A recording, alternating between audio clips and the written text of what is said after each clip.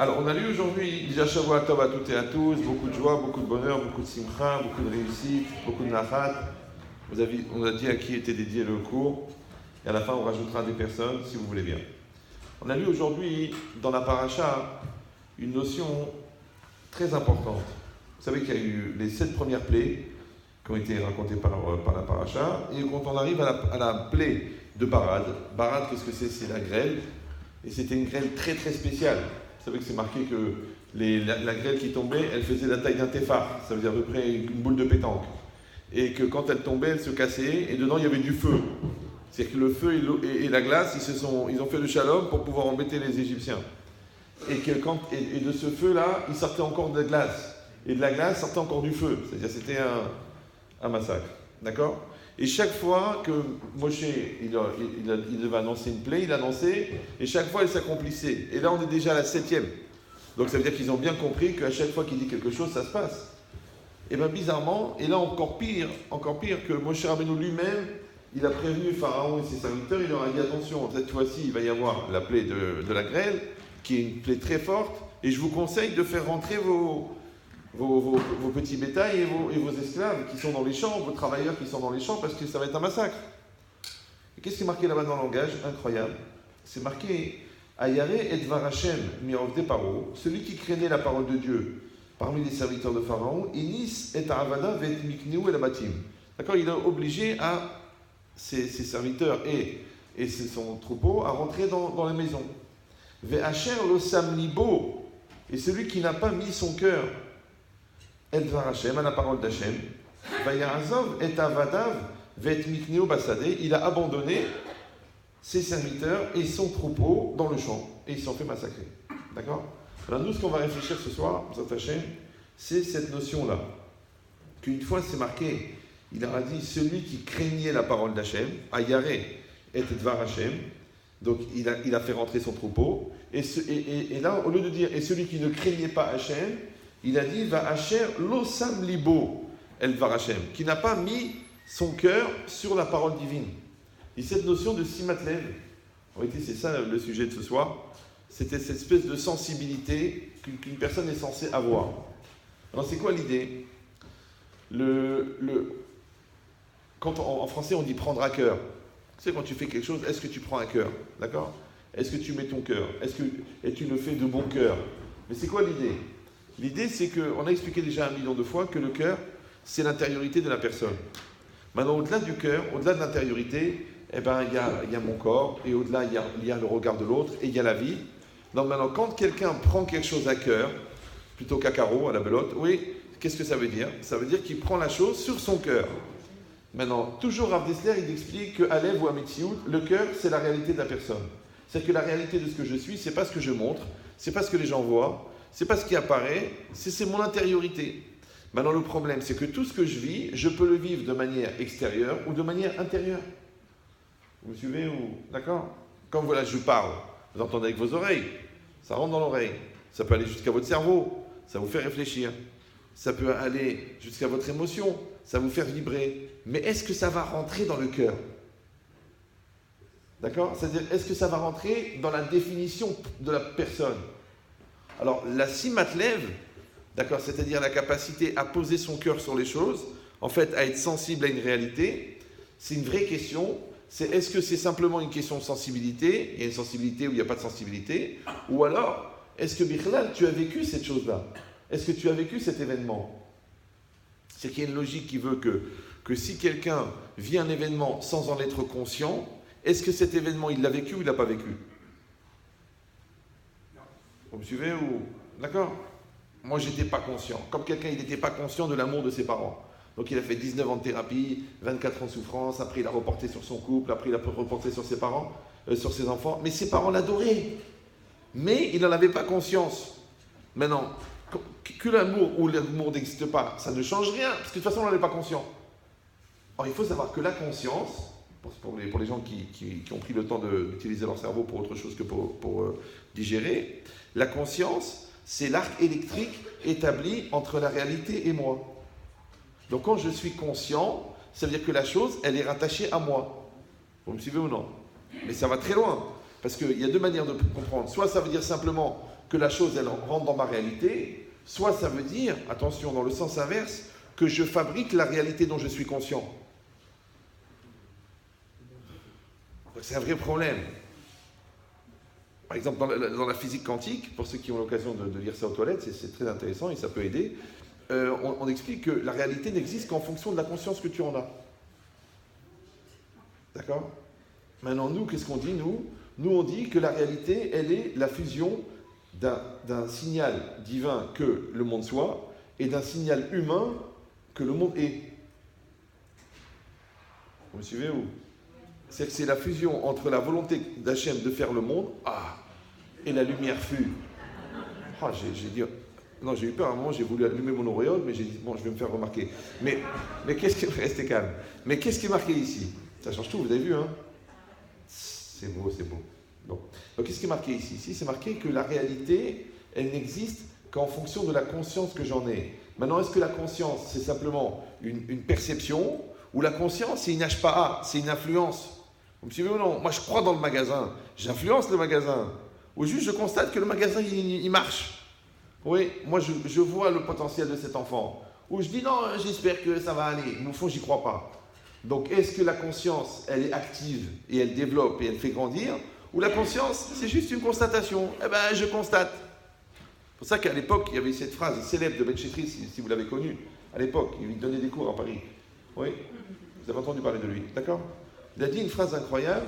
Il a dit, notez-le sur un papier, écrivez-le sur le mur, tatouez-le dans le dos de votre femme. Si, retourne-toi chérie, je vais réfléchir, d'accord? Mais c'est quoi l'idée? Le concret, c'est ce qu'on crée. Le concret, c'est ce qu'on crée. D'accord? Et ce qu'on crée, c'est ce qu'on croit. Ça a l'air d'un jeu de mots comme ça, mais j'ai arrêté à 8h30. D'accord? Donc le concret, c'est ce qu'on crée. Pourquoi concret, ça s'écrit concret? Alors que dans concret, il y a crée. Il y a aussi... Bon, mais le concret, c'est ce qu'on crée.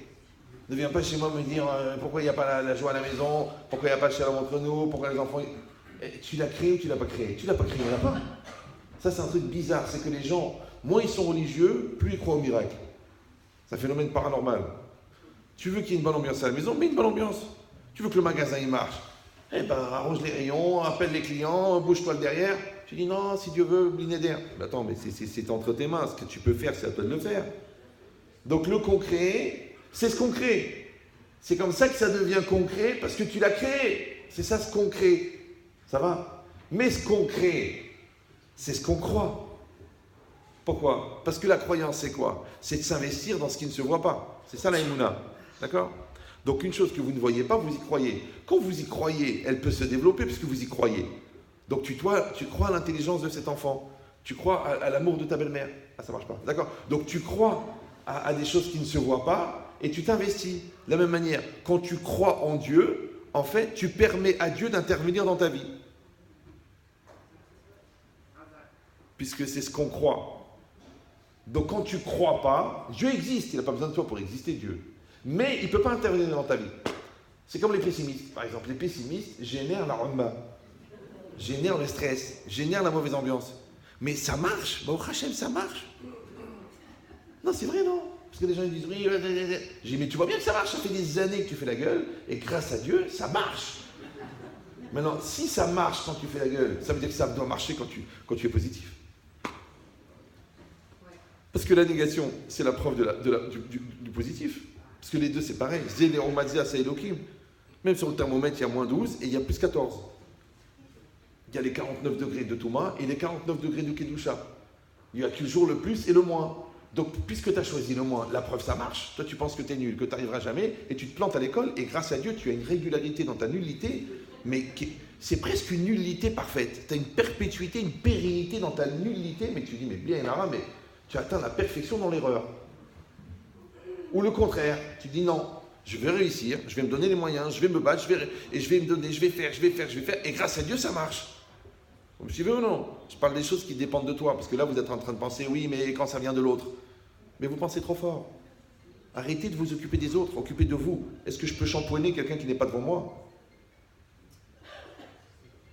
Donc je vous fais le shampoing perso. Donc ne dites pas, dommage que l'autre il n'est pas là. Parce que s'il n'est pas là, c'est son mazal, tant pis pour lui. Et s'il est là, il entend la même chose que vous. Donc arrêtez de penser que c'est un handicapé. Puisqu'en le pensant, vous le croyez, quand vous le croyez, vous le créez. Ça va? Donc je ne peux pas dire ma femme est une hamara dans ma tête et après je dis elle ne comprend rien. Mais tu penses qu'elle est hamara. C'est-à-dire qu'à la limite, si elle n'était pas hamara, elle t'aurait déçu. Puisque tu étais convaincu du contraire. Donc toi, tu dois aimer la personne pour ce qu'elle est et tu dois l'aimer aussi pour ce qu'elle peut être. Donc tu aimes son potentiel. Or, aimer le potentiel, puisque le potentiel ne se voit pas, ça s'appelle la croyance. Maintenant, s'investir dans ce qu'on ne se voit pas, dans ce qui ne se voit pas, ça s'appelle la émouna. Toute notre vie, on est des béné ma'aminim, béné ma'aminim. Tu mets des téfilines, tu connais l'impact des téfilines? Non, tu as étudié la Kabbalah, tu as fréquenté Baba Salé? Non, alors tu mets des téfilines et tu as la émouna que les téfilines, ils ont un impact. Et tu as la émouna que la mezouza, elle te protège. Et tu as la émouna que le mikvé, il amène de ta pureté dans ta maison. Et tu as la émouna qu'en étant pudique, tu donnes une dimension spirituelle à ta vie. C'est ça la émouna. Alors si tu dis oui, c'est pas évident, ou c'est marqué, j'y crois pas vraiment, j'ai besoin de voir pour croire, tu es sceptique, c'est vrai, tu as raison, c'est bien, ça s'appelle l'esprit scientifique, c'est pour ça qu'on prend des antiseptiques à cause de ça. Pour les sceptiques. Le problème, c'est que la scepticité, c'est aussi une épidémie. Je ne sais pas si vous comprenez. La personne, elle meurt par scepticité. Parce que le microbe, il démarre de la jambe, il remonte au cœur et le gars, il est mort. Donc il est mort de pessimisme. Ce qu'on appelle le pessimisme. Parce que les réalistes sont pessimistes et les idéalistes sont optimistes. Tu me dis, oui, mais il faut être pragmatique, il faut voir la réalité telle qu'elle est. Mais elle n'est pas intéressante, la réalité. Quel dommage que tu n'es pas mort hier. Ce qui est intéressant, c'est le futur. Mais le futur, encore une fois, pour qu'il existe, il faut y croire. Maintenant, quand tu vas y croire, qu'est-ce qui va se passer? Il va y avoir un lien entre la réalité et toi, ça s'appelle la conscience, et la réalité et ce qui ne se voit pas, ça s'appelle la croyance. Vous êtes toujours avec moi? Maintenant, si on dit que ça marche dans les deux sens, ça veut dire qu'en même temps que moi, je suis conscient d'une réalité, en même temps, je la crée en même temps.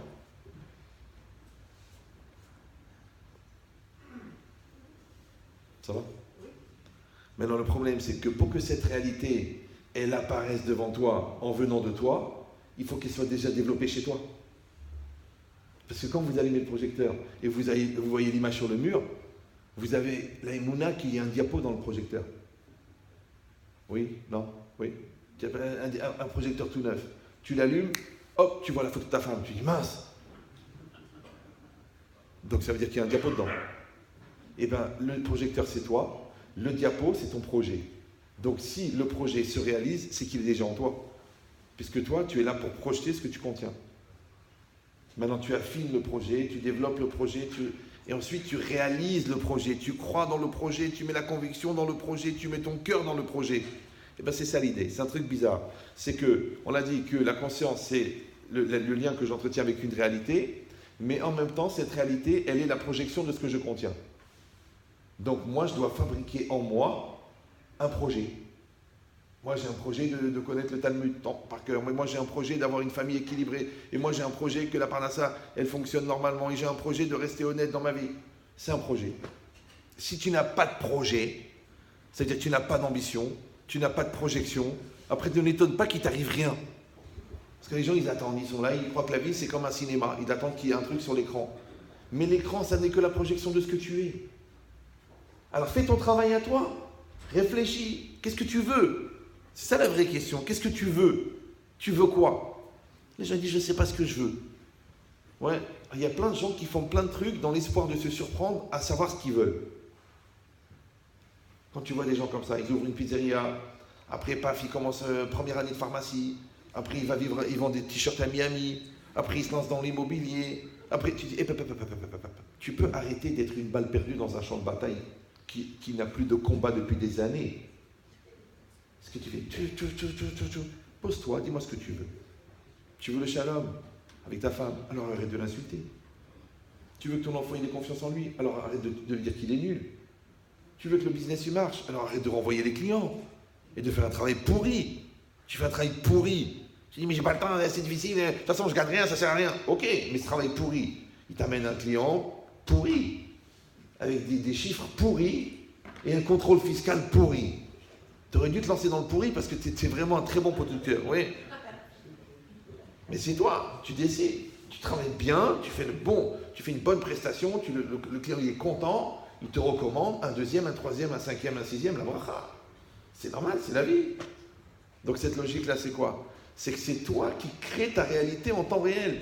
Le problème, encore une fois, pour que cette réalité, elle soit projetée à l'extérieur, il faut déjà qu'elle soit rentrée à l'intérieur. On appelle en français « aller au bout de ses rêves ». En français, on dit « réaliser ses rêves ». Mais ton rêve, il est à l'intérieur, il est clair. Il est fort, il est puissant. Il est filmé en 42 millions de pixels. Il est net. Mais s'il est flou, parce que tu dis « ah, pourquoi pas, ça serait super, ça me ferait plaisir, pourvu que ça arrive ». Un vœu pieux, on appelle ça un vœu pieux. C'est-à-dire que tu te plantes comme un pieu, ça ne bouge plus parce que tu as fait un vœu. Non, tu dis non, je veux, on va y arriver chérie, on va le faire, on va l'acheter cette maison. On va trouver le chidour, on va faire les choses, on va faire. Ouais. Et ça s'appelle le lève.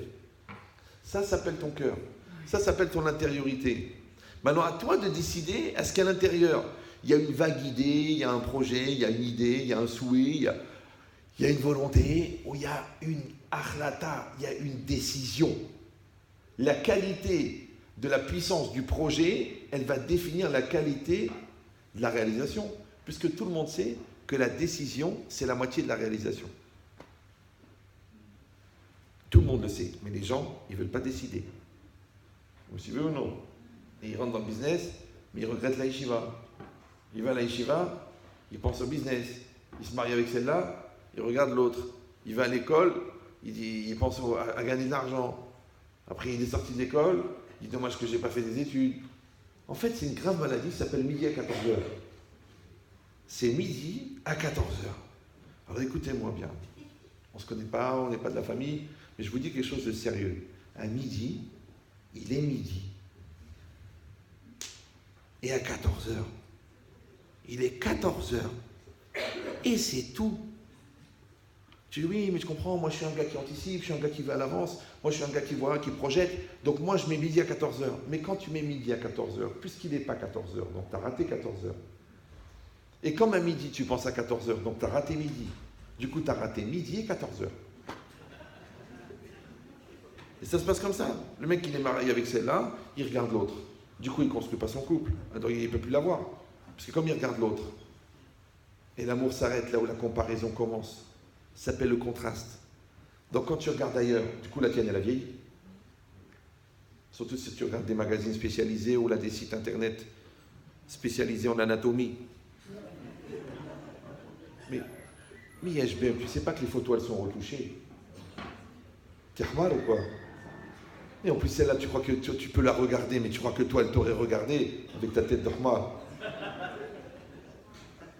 Alors laisse tomber, ça c'est halom tov, halom shalom, celle-là tu l'oublies. Par contre celle-là elle est là, elle est disponible, elle t'aime, elle s'investit, elle t'a fait 6 enfants. Regarde-la, elle. Non, tu regardes ailleurs. L'herbe est plus verte ailleurs. C'est pour ça que tu commences par la regarder, l'herbe, et un jour tu commences à la fumer. Il n'y a pas de bœuf. Vous comprenez cette logique-là? Pourquoi? Parce que tu as fait cette erreur de ne pas être dans ta réalité. Et c'est pareil, tu te plains, tu es au travail, tu te plains, ouais, les marres, il me stresse, il y a les horaires, et puis on me demande trop. Et maintenant que tu es au chômage, qu'est-ce que tu fais? Ah, comme je regrette. Tu as un boulot. Aime ton boulot, investis dans ton boulot. Tu veux gagner plus, eh ben, travaille plus. Tu veux changer de poste, change de poste. Tu veux changer de boîte, change de boîte. Mais ne dis pas, tu restes dans le travail et tu te plains. Vous savez ou non? Les gens, ils restent mariés, mais ils font la gueule. Ils ont des enfants. Tu sais qu'on ne peut pas divorcer ses enfants. Tu ne peux pas écrire un papier, par à la présente, je me sépare de toi, à tout jamais. C'est ton fils. Donc, accepte-le, apprends à le connaître et aime-le. Je ne peux pas l'aimer, il a toute la tête de ma belle-mère. Oui, mais ça, c'est un guilgoul, tu ne peux rien faire. Donc, ça veut dire quoi? Ça veut dire que le bon Dieu, il t'a envoyé cet enfant-là. Mais il y en a une épreuve dans l'enfant. Il y a une épreuve, il est sensible. Celui-là, il est têtu. Celui-là, il ne comprend pas. Mais c'est ton épreuve. Et tu vas dire, eh ben, pourquoi je suis obligé d'accepter? Parce que d'où est-ce que ça vient, ces problèmes à lui? Ça vient chez toi. Ça s'appelle l'héritage génétique. Donc en fait, ce que tu n'aimes pas en lui, c'est ce que tu n'aimes pas en toi. Mais quand tu as la émouna, tu dis le bon Dieu me l'a envoyé, ça veut dire que c'est pour lui et c'est pour moi. Donc moi, je suis une épreuve pour lui, lui c'est une épreuve pour moi. Quand j'accepte ça, ouais, ça veut dire Ani Belev Tov. Je suis dans un cœur complet avec l'histoire. Mais si je suis Bechasser Lev, j'ai un cœur manquant, ouais, ça veut dire que je ne suis pas à 100% dedans. Je dis, eh ben, qu'est-ce que tu veux que je fasse? Je suis bien obligé. Qu'est-ce que tu veux que je fasse? Il faut bien que je travaille. Qu'est-ce que tu veux que je fasse? Il faut bien vivre. Qu'est-ce que tu veux que je fasse? Je ne vais pas quitter la maison. Qu'est-ce que tu veux que je fasse? Tu vois, tout ce que tu fais, tu le fais malgré. Tu ne fais pas de bon gré. Ouais, alors c'est lourd. C'est toi qui as mis la ramma dans ta vie. Vous savez ou non? C'est toi. Les gens ils croient, non, vous ne savez pas, j'ai pas une vie facile, j'ai pas. La vie, elle est ce qu'elle est. Maintenant, tu l'acceptes, elle porte son poids. Tu la refuses, elle augmente le poids, bien que c'est la même. Rappelez-vous que le poids de la valise dépend de la motivation que tu mets à la porter. Tu portes ton fils, il pèse rien. Mais tu portes une valise de cailloux, il pèse 1 tonne. Mais c'est parce qu'il n'y a pas de motivation. Mais la motivation, elle dépend de toi. Donc décide, mets de la motivation. Tu dis, ben, des fois on n'est pas motivé. Allez, c'est parti, par chanoute. Et des fois c'est pas facile. Et vous la connaissez pas. Vous ne savez pas tout ce que j'ai vécu. Et j'ai souffert. Et mon mari, et ma soeur, et ma mère. Je dis, mais crème, je dis, réfléchis. Jusqu'à quand tu vas te pourrir le peu de jours que Dieu t'a donné à te plaindre dans l'espoir que l'autre, qu'est-ce qu'il va faire pour toi? Ok, il va t'écouter, super. Il va partager ta souffrance, ok. Après, qu'est-ce que tu veux qu'il va te changer de femme? Qu'est-ce qu'il va faire? Il va te tuer ta mère. Qu'est-ce qu'il va te faire? Il va rien te faire. C'est juste toi qui t'es pourri la réalité. Donc c'est marqué ici qu'une personne, c'est elle qui décide de qu'est-ce qu'elle fait avec sa réalité. Ça s'appelle la bonne volonté, ça s'appelle la motivation, ça s'appelle le regard positif, ça s'appelle la Emouna, ça s'appelle le Bitachon, ça s'appelle la Simchat Chaim, ça s'appelle Chochmat Chaim. Appelle-le comme tu veux. Appelle-le comme tu veux. Mais attention, que tu ne peux projeter dans la réalité qu'une réalité que tu contiens. Et on a dit que c'est quoi ton intériorité? Ça s'appelle le lève. Donc si lève, c'est quoi? C'est pas juste la sensibilité. C'est que tu as fait rentrer la chose dans ton cœur. Ça veut dire que tu peux être spectateur de ta vie. Parce que tu n'as pas pris à cœur. Tu peux marcher à côté. On dit, si tu marches dans la rue et tu croises tes chaussures, par exemple, et que tu vois que tu es pieds nus, donc tu as bien compris que tu es à côté de tes pompes. Vous me suivez ou non? Donc si tu parles tous les jours de divorce, et quand on te dit, ok, on va au consistoire, tu dis, mais mon amour, je vais mourir, mais je t'adore. Je dis, alors arrête de parler de divorce, arrête. Tu vois des gens, ils s'adorent, ils s'engueulent toute la journée. Je dis, mais engueule-toi avec un poteau, mets un coup de boule dans le carrelage de la salle de bain, mais laisse-la tranquille. Ah, mais elle m'énerve, qu'est-ce qu'elle a fait? Mais ils sont bêtes, les gens, quoi. Et après, quand on parle de choses sérieuses, ça y est, je peux plus de toi, va-t'en de la maison, tu m'étouffes, d'un seul coup, pitom, mais je t'aime, mais mon amour, mais t'es ma vie, t'es la colonne vertébrale de mon corps. Mais je comprends pas, toutes ces nerfs-là, ils sont bizarres, les gens. Mais c'est très simple, encore une fois, pourquoi? Parce que tout cet amour-là qu'ils ont, il ne ressort qu'au moment de la catastrophe. Vous me suivez ou non? Alors que si tu étais un peu intelligent, de l'exceptionnel, tu aurais fait ton quotidien. Vous me suivez ou non? C'est comme les olives. Il y a de l'huile dedans. Ça s'appelle l'huile d'olive. Mais il faut les presser. C'est pareil, il y a un élève, il est bon, mais il faut le stresser. Celui-là, il est honnête, mais il faut lui mettre un pistolet sur la tête pour qu'il paye sa dette. Mais il va payer. Mais un pistolet, parce qu'il est référencé sur adam.com, sur barredefer.fr. Mais de toute façon, tu vas payer. Alors paye. C'est trop dur. Plutôt mourir. Prends ma femme, mes enfants. Mais tu dis, mais c'est de l'argent que tu as emprunté, rends-le. Les gens, ils n'arrivent pas. Mais il va rendre à la fin. C'est ça qui est idiot. De toute façon, à la fin, il rend. Donc c'est juste les 2 ans, 3 ans de Ramma qui s'est tapé à ne pas rendre.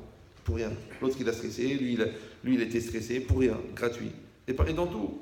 Tu sais que tu as un problème avec le sucre. Alors arrête de manger des gâteaux en cachette, des bonbons, arrête. Ah mais c'est bon, je kiffe. Allez, après celui-là, j'arrête, après. Mais diabète ou quoi?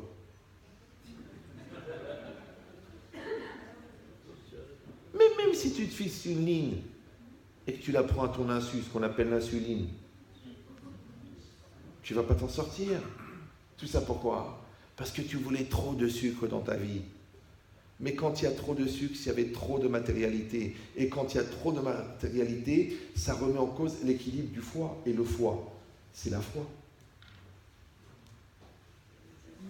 Donc ton diabète, c'est que tu veux plus de matérialité que ta foi peut en supporter. C'est pour ça que tu es obligé de prendre l'insuline. Mais si tu disais, écoute, moi, je gagne tant, je dépense tant. Moi, j'ai une femme qui a certains besoins. Je lui donne ce qu'elle a besoin. Moi, j'aime une vie de cette manière. Je fais ce que je peux, je fais de cette manière. Et ça va aller, ça va aller. Mais quand tu veux voir plus haut ou tu veux voir plus bas, que tu penses que tu es le meilleur de tous ou que tu penses que tu es le pire, dans les deux cas, tu vas prendre sur le foie. Et le foie, il va se dérégler. Et quand le foie ne joue plus sa fonction, tu es obligé de compenser chimiquement, d'accord, avec des sorties, avec des bêtises, avec des vitamines illégales, avec des aventures, simplement parce que tu n'as pas eu la foi de comprendre que ton sucre, c'est ta femme, ton sucre, c'est ton mari, ton sucre, c'est tes enfants, ton sucre, c'est ta Torah. Tu te dis, non, ça ne m'intéresse pas. Du coup, tu as pris un autre sucre.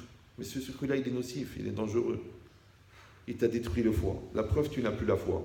Alors maintenant, tu te fixes une ligne. Je te dis qu'on t'a obligé à prendre à ton insu pour régler tes problèmes de foi. Mais remets-toi dans tes chaussures, repose-toi, c'est ça la teshuva.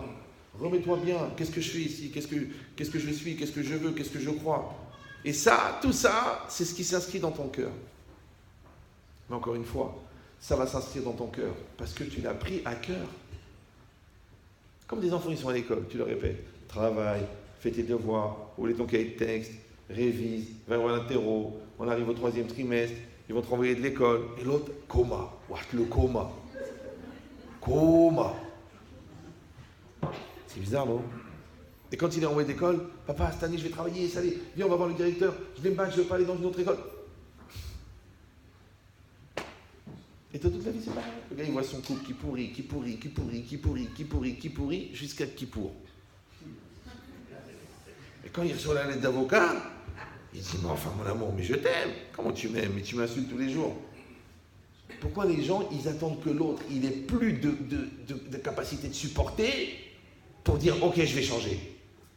Pourquoi tu as vidé les réservoirs de patience, tu as vidé les réservoirs d'espoir, tu as vidé les réservoirs d'amour, et après tu dis, ok, je vais changer.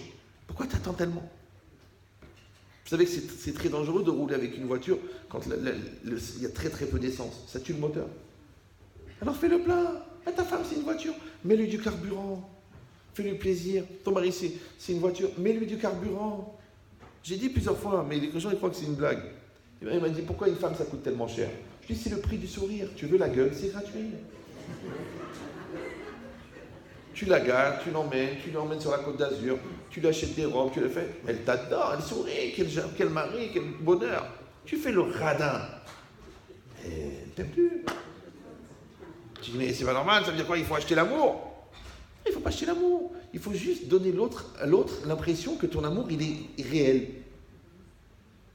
Mais si tu offres un bracelet en diamant à ta mère et un Swarovski à ta femme, alors qu'elle vient d'accoucher pour la 9e fois, elle peut poser des questions.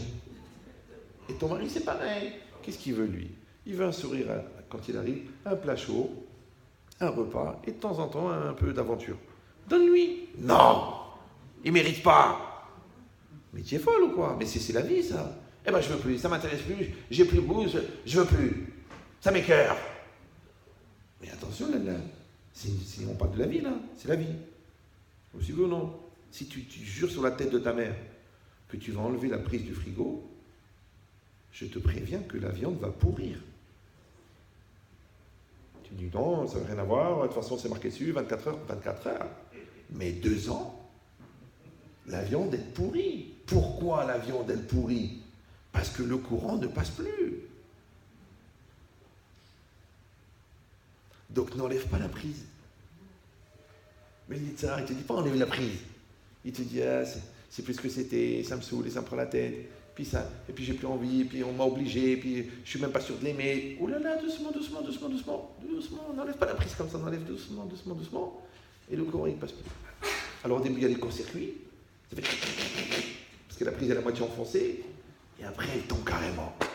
Et à ce moment-là, le courant ne passe plus. Maintenant que le courant ne passe plus entre toi et ta femme, ton mari, que le courant ne passe plus entre toi et l'école, que tu ne fous plus rien, que le courant ne passe plus entre toi et la vie, que le courant ne passe plus entre toi et la Torah, et bien le courant ne passe plus. Et bien quand le courant ne passe plus, tout ce qui est dedans va pourrir. Donc même ta Torah, elle pourrit. Ben, tu dis, j'ai plus de goût à la prière, les cours, ça ne m'intéresse plus. Mais c'est normal, t'enlever la prise. Après, tu dis, mes enfants, ils me prennent la tête. Mais t'enlever la prise. Tu dis, c'est quoi, j'ai même pas envie d'aller en vacances. Mais c'est normal, t'as enlevé la prise. En fait, t'es en dépression, mais tu le sais pas. Parce que t'as enlevé la prise. Maintenant, encore une fois, c'est quoi? Si on résume, ouais, on a dit, il y a une réalité devant moi. Cette réalité, elle est le reflet de ce que je contiens. Le lien entre moi et cette réalité s'appelle la conscience. Mais pour que cette réalité, elle existe devant moi, il faut qu'elle soit projetée de chez moi. D'accord? Et pour qu'elle soit projetée de chez moi, il faut qu'elle existe déjà en moi.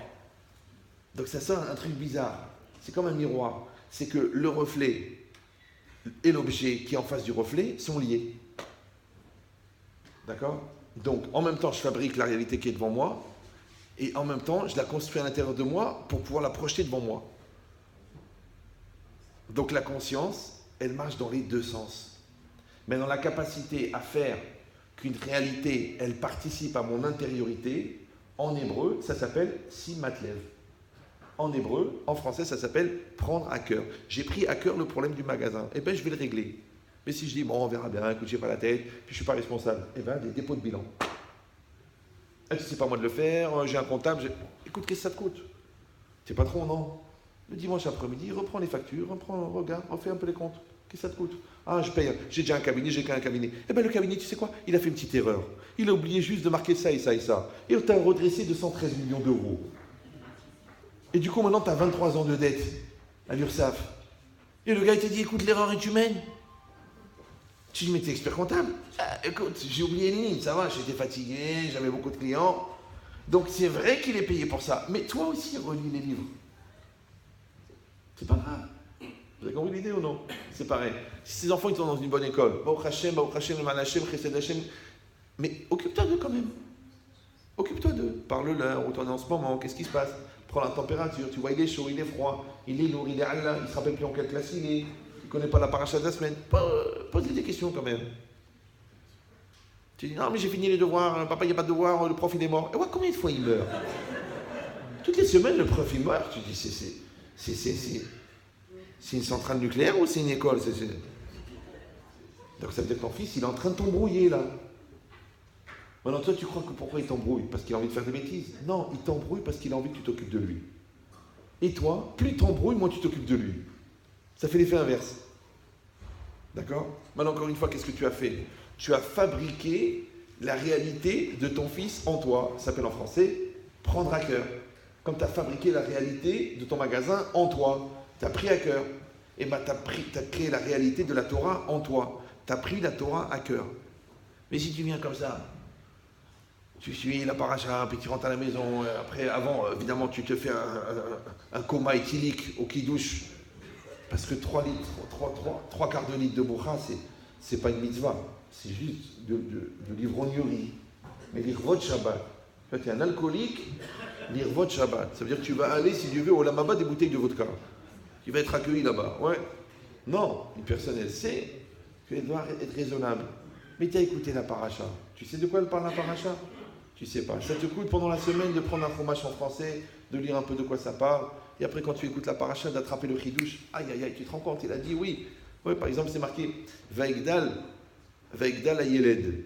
D'accord? Et un peu plus loin, c'est marqué Vaigdal Moshe. Mais tu dis, c'est la même personne.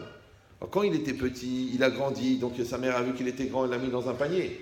Et après, plus tard, quand il était dans le palais de Pharaon, il a grandi, et là-bas, c'est marqué Vaigdal Moshe. Pourquoi une fois c'est marqué Vaigdal Moshe, là-bas c'est marqué Vaigdal Ayeled?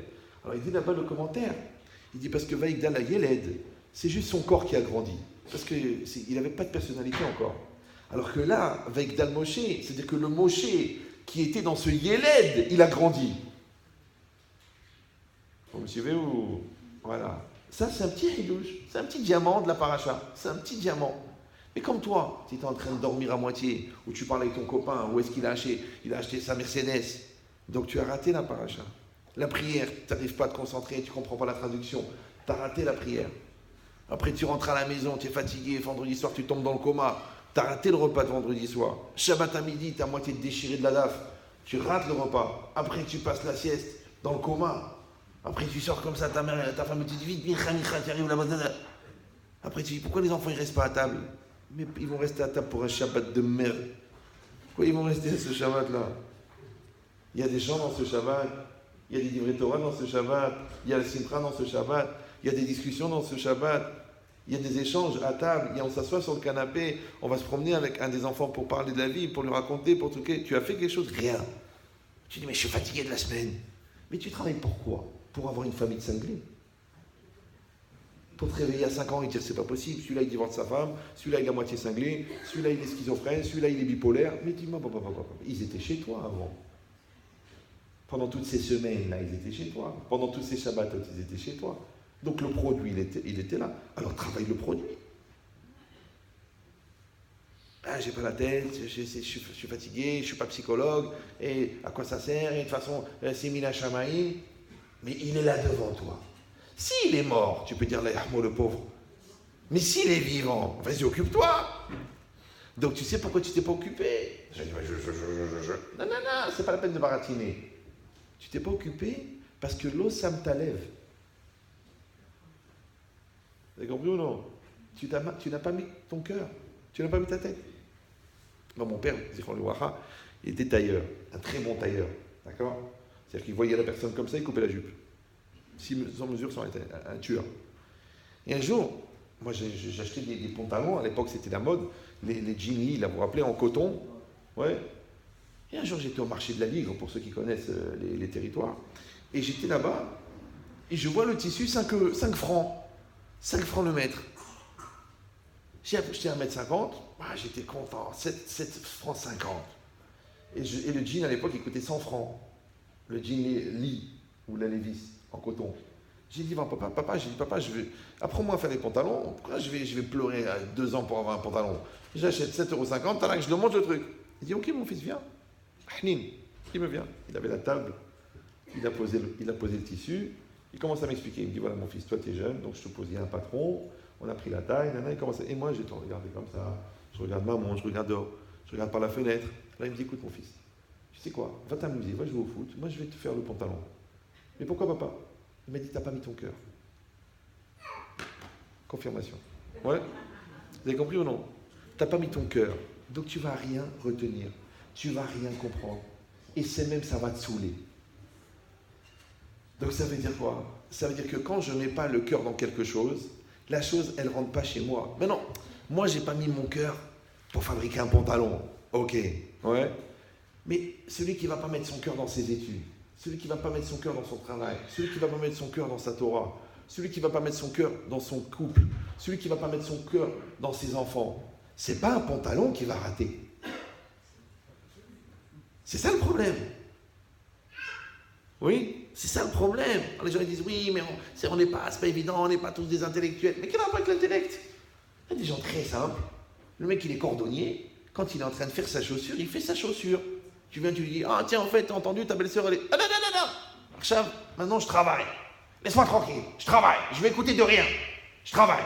Le mec, il n'est pas Talmid Chacham, il n'est pas un intellectuel, il n'est pas un ingénieur chimiste, il est cordonnier, il est dit, maintenant je travaille, il est concentré, il fait son travail. Il est coulo, col coulo, mais moi je sais où c'est.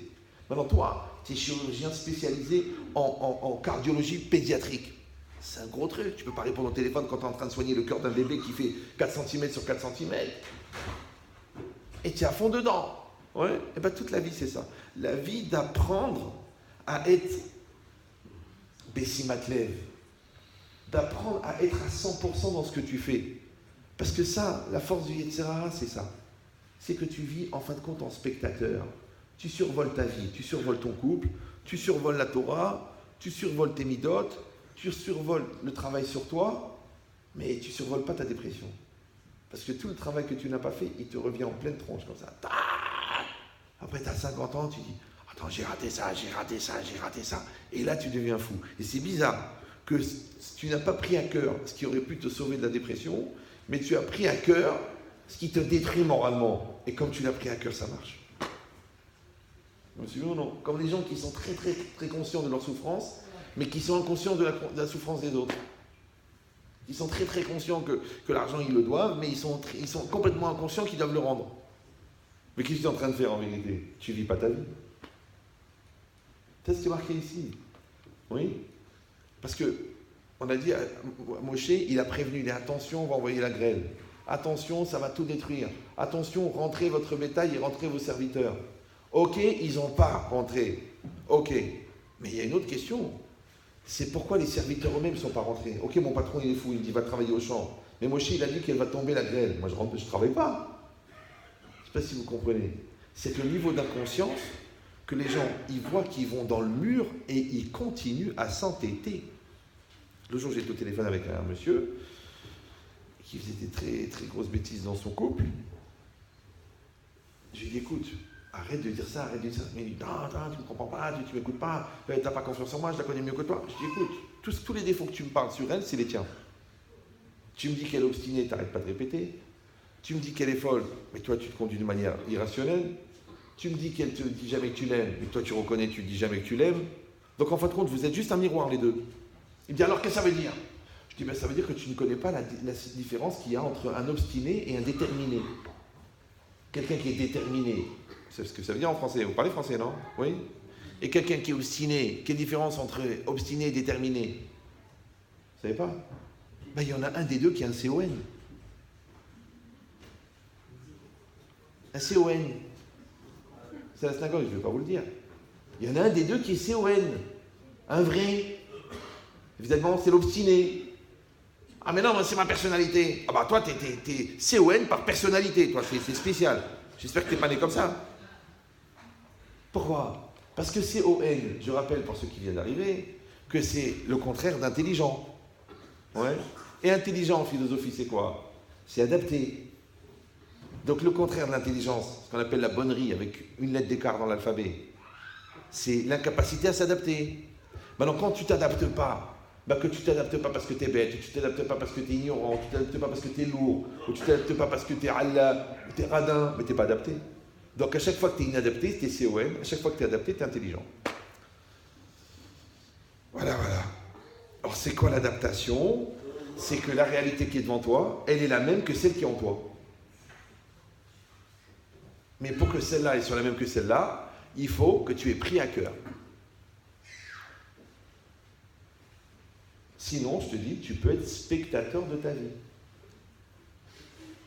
C'est comme si tu es enfermé dans une boîte en plastique plexiglas et avec du scotch sur la bouche et toute ta vie elle passe et toi tu fais comme quand tu fais une Birkat Amazon et tu vois que le petit frère il est en train de jouer à D'Artagnan avec l'autre, il va lui enfoncer l'aiguille à tricoter. Ils n'ont pas d'épée, ils ont 6 ans et demi. Ouais. Et toi tu peux pas parler de tes Birkat Amazon.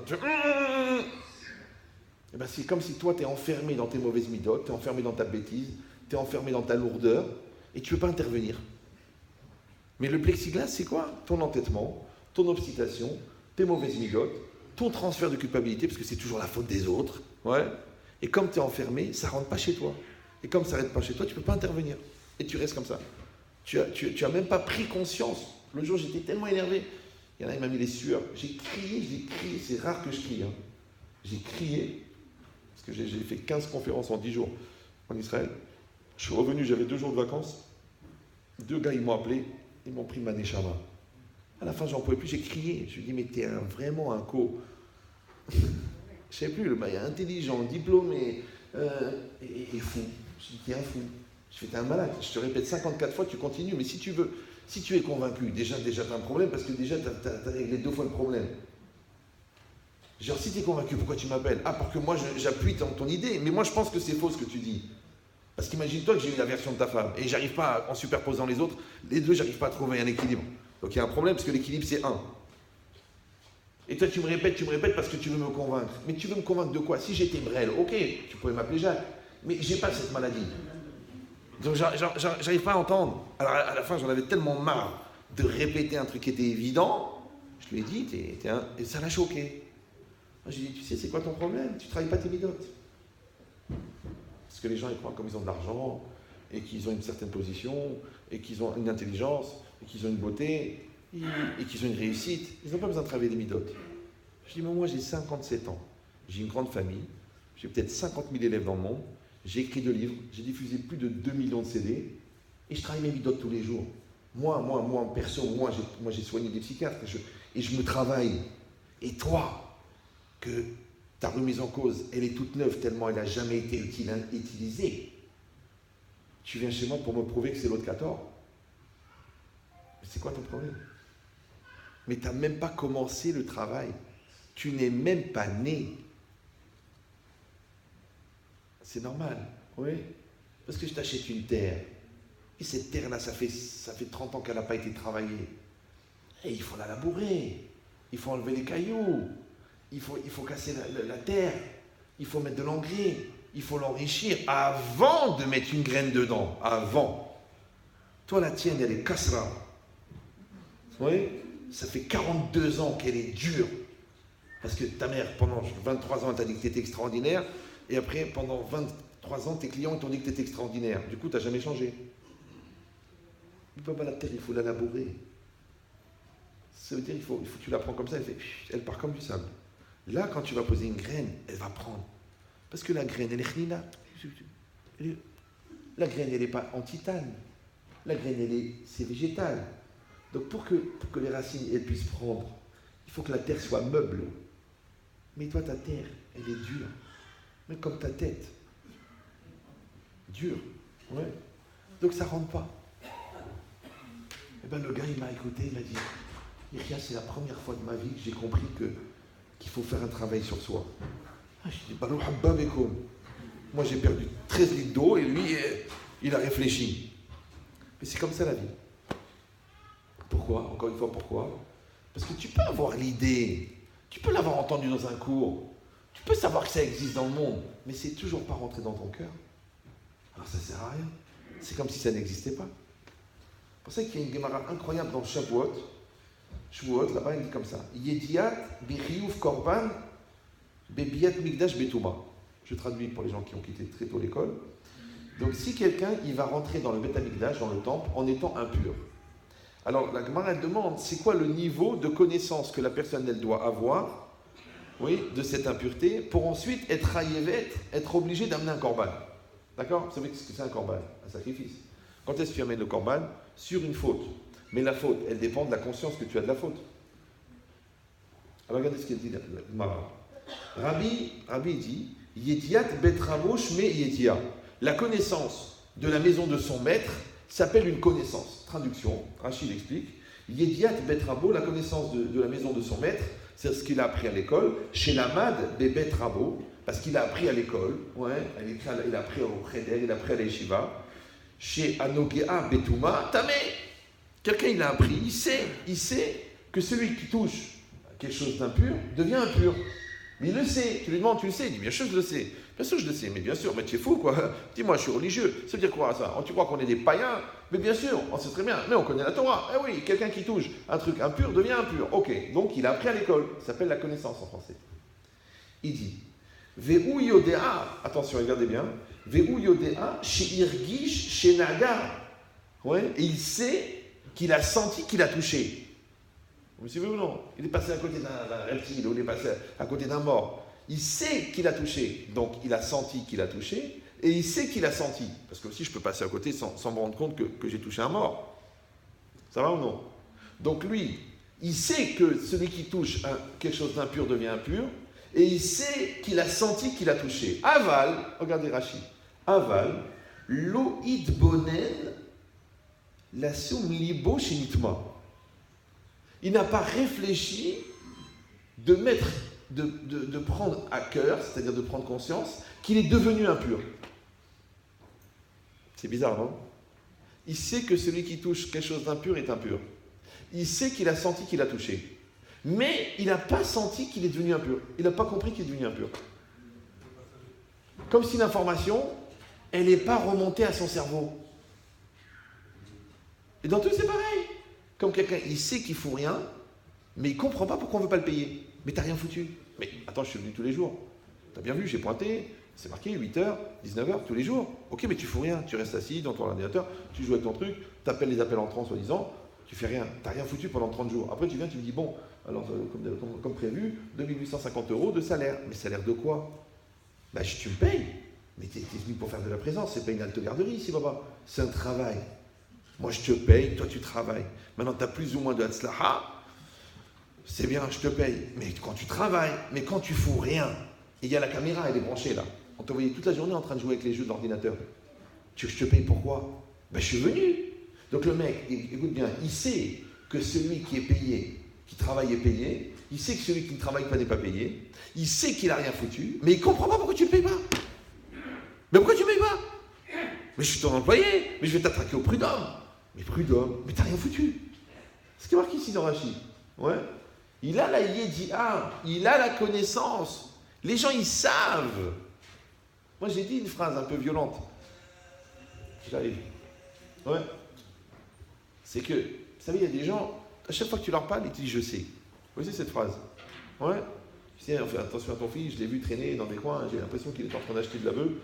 Mais je sais, je me que tu crois. Bon, tu sais, j'ai senti que ta femme, elle n'est pas bien, que ton mari, en ce moment, il n'est pas net et ça. Mais je sais, je sais. Mais tu sais que c'est assourd, le Shabbat, de découper le sopalin. Mais je sais, tu crois que je suis goy ou quoi? Toute la vie, le gars, il a dit « je sais ». Toute la vie. Mais alors, c'est quoi le pire qui peut arriver à quelqu'un que toute sa vie, il a dit « je sais ». Il va dire « je sais que je ne sais pas ».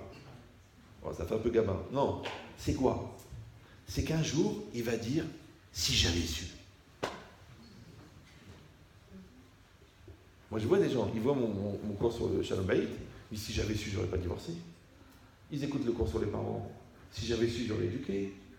Ils voient le cours sur la bracha. Si j'avais su, j'aurais été honnête. Ils voient le cours sur Mida Keneged Mida. Si j'avais su, j'aurais fait attention. Je comprends pas. Comment un mec que toute sa vie, il a dit je sais, à la fin, il dit si j'avais su. Donc ça veut dire qu'il ne savait pas. Oui, non, oui, non. Alors, je vous dis pourquoi. Parce qu'il y a une différence entre savoir au niveau culturel, ouais, tu sais qu'il faut payer, tu sais qu'il faut travailler, tu sais que c'est impur, tu sais que c'est sur Shabbat, tu le sais, mais tu transgresses à l'aise. Le mec qui vient en voiture Shabbat à la synagogue, il écoute un des pirim de Yerushalayim, et en même temps il chante. Salut Victor, tu montes? Ah non, c'est samedi, excuse-moi. Enfin, après tu dis, mais comment ça se fait que le rabbin il me laisse pas toucher le vin du kidouche? Mais tu t'es pas Shomer Shabbat. Moi je suis pas Shomer Shabbat. Tu sais qui c'était mon père? Le grand rabbin de Marrakech. Tu sais que c'était ma mère? La Solika, la tzadékette de Meknes. Et toi, t'es qui, toi? Converti. T'es qui, toi? Baal Teshuvah. On est une grande famille, Baba, nous. Ok, t'es une grande famille, mais t'es pas Shomer Shabbat. C'est quoi pas Shomer Shabbat? On fait le kidouche. Ok, on regarde la télé juste après. Ok, on sort en boîte. Mais ça, c'est pour la santé. Ça n'a rien à voir. Tu veux que le gars n'est pas dérangé, qu'il y ait une incohérence entre sa connaissance et son vécu. Ça ne dérange pas. Moi, j'ai vu des gens qui trompent leur femme, d'accord? Et quand tu leur dis, viens, on va en parler à ta femme, le mec, il dit, mais ça va pas. Il regarde des films bizarres, et quand je lui dis, mais viens, on en parle avec tes enfants, parce que tu penses que c'est important, il dit, Chaz v'Shalom. Chaz v'Shalom. Mais Chaz v'Shalom, que quoi? Que les gens le sachent, ou Chaz v'Shalom que tu le fais? J'ai pas compris, qu'est-ce qui est grave? Des fois, j'ai du mal, j'essaie de m'adapter, parce que mes études de zoologie se sont arrêtées très tôt. Qu'est-ce qui est grave? Ouais, que tu le fais ou qu'on le sache. C'est ce qui est marqué ici. Il a dit, regardez, les mots de Rachi, ils sont violents. Il y a un an de psychologie là-dedans, dans ce Rachi-là. Ouais. Il a dit, il a appris à l'école que celui qui touche quelque chose d'impur devient impur. Donc il a la connaissance. Les gens, les trois quarts des gens, ils savent. Après, il sait qu'il a senti, qu'il a touché. Si tu lui demandes, t'as touché? Il dit oui, j'ai bien l'impression que j'ai touché. Oui, je suis sûr. Maintenant que tu me le dis, j'ai touché. Mais lo itbonen la sum libo chez l'itma. Lo itbonen, c'est quoi itbonen? L'itbonen en hébreu? Je vous explique. Si vous voulez partir, apprenez l'hébreu. Si vous voulez rester, apprenez l'arabe. Mais apprenez une langue, d'accord? Donc les hitbonen, ça veut dire réfléchir. Mais c'est intéressant que les hitbonen, ça vient de bina, ça vient de bonnet. Bonnet, c'est quoi bonnet? C'est un signe ostentatoire. Non, bonnet, c'est construire. Même en français, on dit, c'est un raisonnement construit. D'accord? Donc les hitbonen, c'est que ton raisonnement, il suit une logique dont toutes les transitions sont établies de manière rationnelle et dont tous les principes fonctionnent de manière claire et vérifiée et vérifiable. Ça s'appelle les hitbonen. Maintenant, qu'est-ce que ça veut dire quoi? Que le gars, il sait que celui qui touche quelque chose d'impur, il est impur. Il sait qu'il a touché, mais l'autre hitbonen, ouais, il n'a pas réfléchi, il n'a pas construit. Donc Rashi ici, il est en train de te dire que ce qui fait qu'une réalité, elle est prise à cœur par la personne, c'est la bina. Parce qu'il y a beaucoup de gens qui disent, écoutez, franchement, je n'ai pas réfléchi. La vérité, je sais, je l'ai trompé, ça a duré des années, fausse carte bleue, mensonge, organisation, mais je n'ai jamais réfléchi, je ne me rendais pas compte de la gravité, je pense, bon, je sais que c'était assourd, mais je me disais, bon, le bon Dieu, il me comprend, il sait que j'ai une femme difficile. Je dis, quoi, t'as pas réfléchi? C'est quoi réfléchir? C'est très intéressant. Le miroir réfléchit. Toute la journée, il doit avoir un mal de tête de fou. Et l'homme réfléchit. Maintenant, pourquoi le mot réflexion, c'est le même pour le miroir et pour la personne? Quand on dit j'ai une réflexion intellectuelle, hop, c'est une réflexion. Quand tu dis le miroir permet de réfléchir l'image qui est en face, c'est une réflexion. Pourquoi c'est le même mot? Alors je vous donne l'idée. Par exemple, vous êtes là. Vous me voyez? Oui, non? Vous me voyez. Sinon, il faut acheter un chien. Donc, vous me voyez. Moi aussi, je vous vois. OK. Maintenant, là, quand je vous vois, c'est que votre image, elle se reflète sur mon fond de l'œil. Et mon fond de l'œil, il récupère cette image dans mon cerveau. Et mon cerveau, il me dit, tu es à Pantin en train de donner un cours. Ça va? Super. Mais si je ferme les yeux, j'ai plus votre image qui se reflète dans le fond de mon œil. Mais par contre, je vous ai encore ici parce que ma mémoire instantanée, elle a capté cette image. Et moi, en me concentrant, je peux retrouver cette image. Mais là, je ne suis plus en train de voir votre image. Je suis en train de réfléchir votre image. Ça va? Donc si vous, pendant ce temps-là, vous levez, vous changez de place, vous mettez des perruques et des... Moi, pour moi, je reste sur mon image que j'ai réfléchi. Pas l'image que je vois. Oui? Non? Donc l'image que tu vois, c'est l'image que tu vois. L'image que tu réfléchis, c'est l'image que tu réfléchis. Super. Donc quand on dit à quelqu'un, tu sais, tu devrais réfléchir, ça veut dire quoi?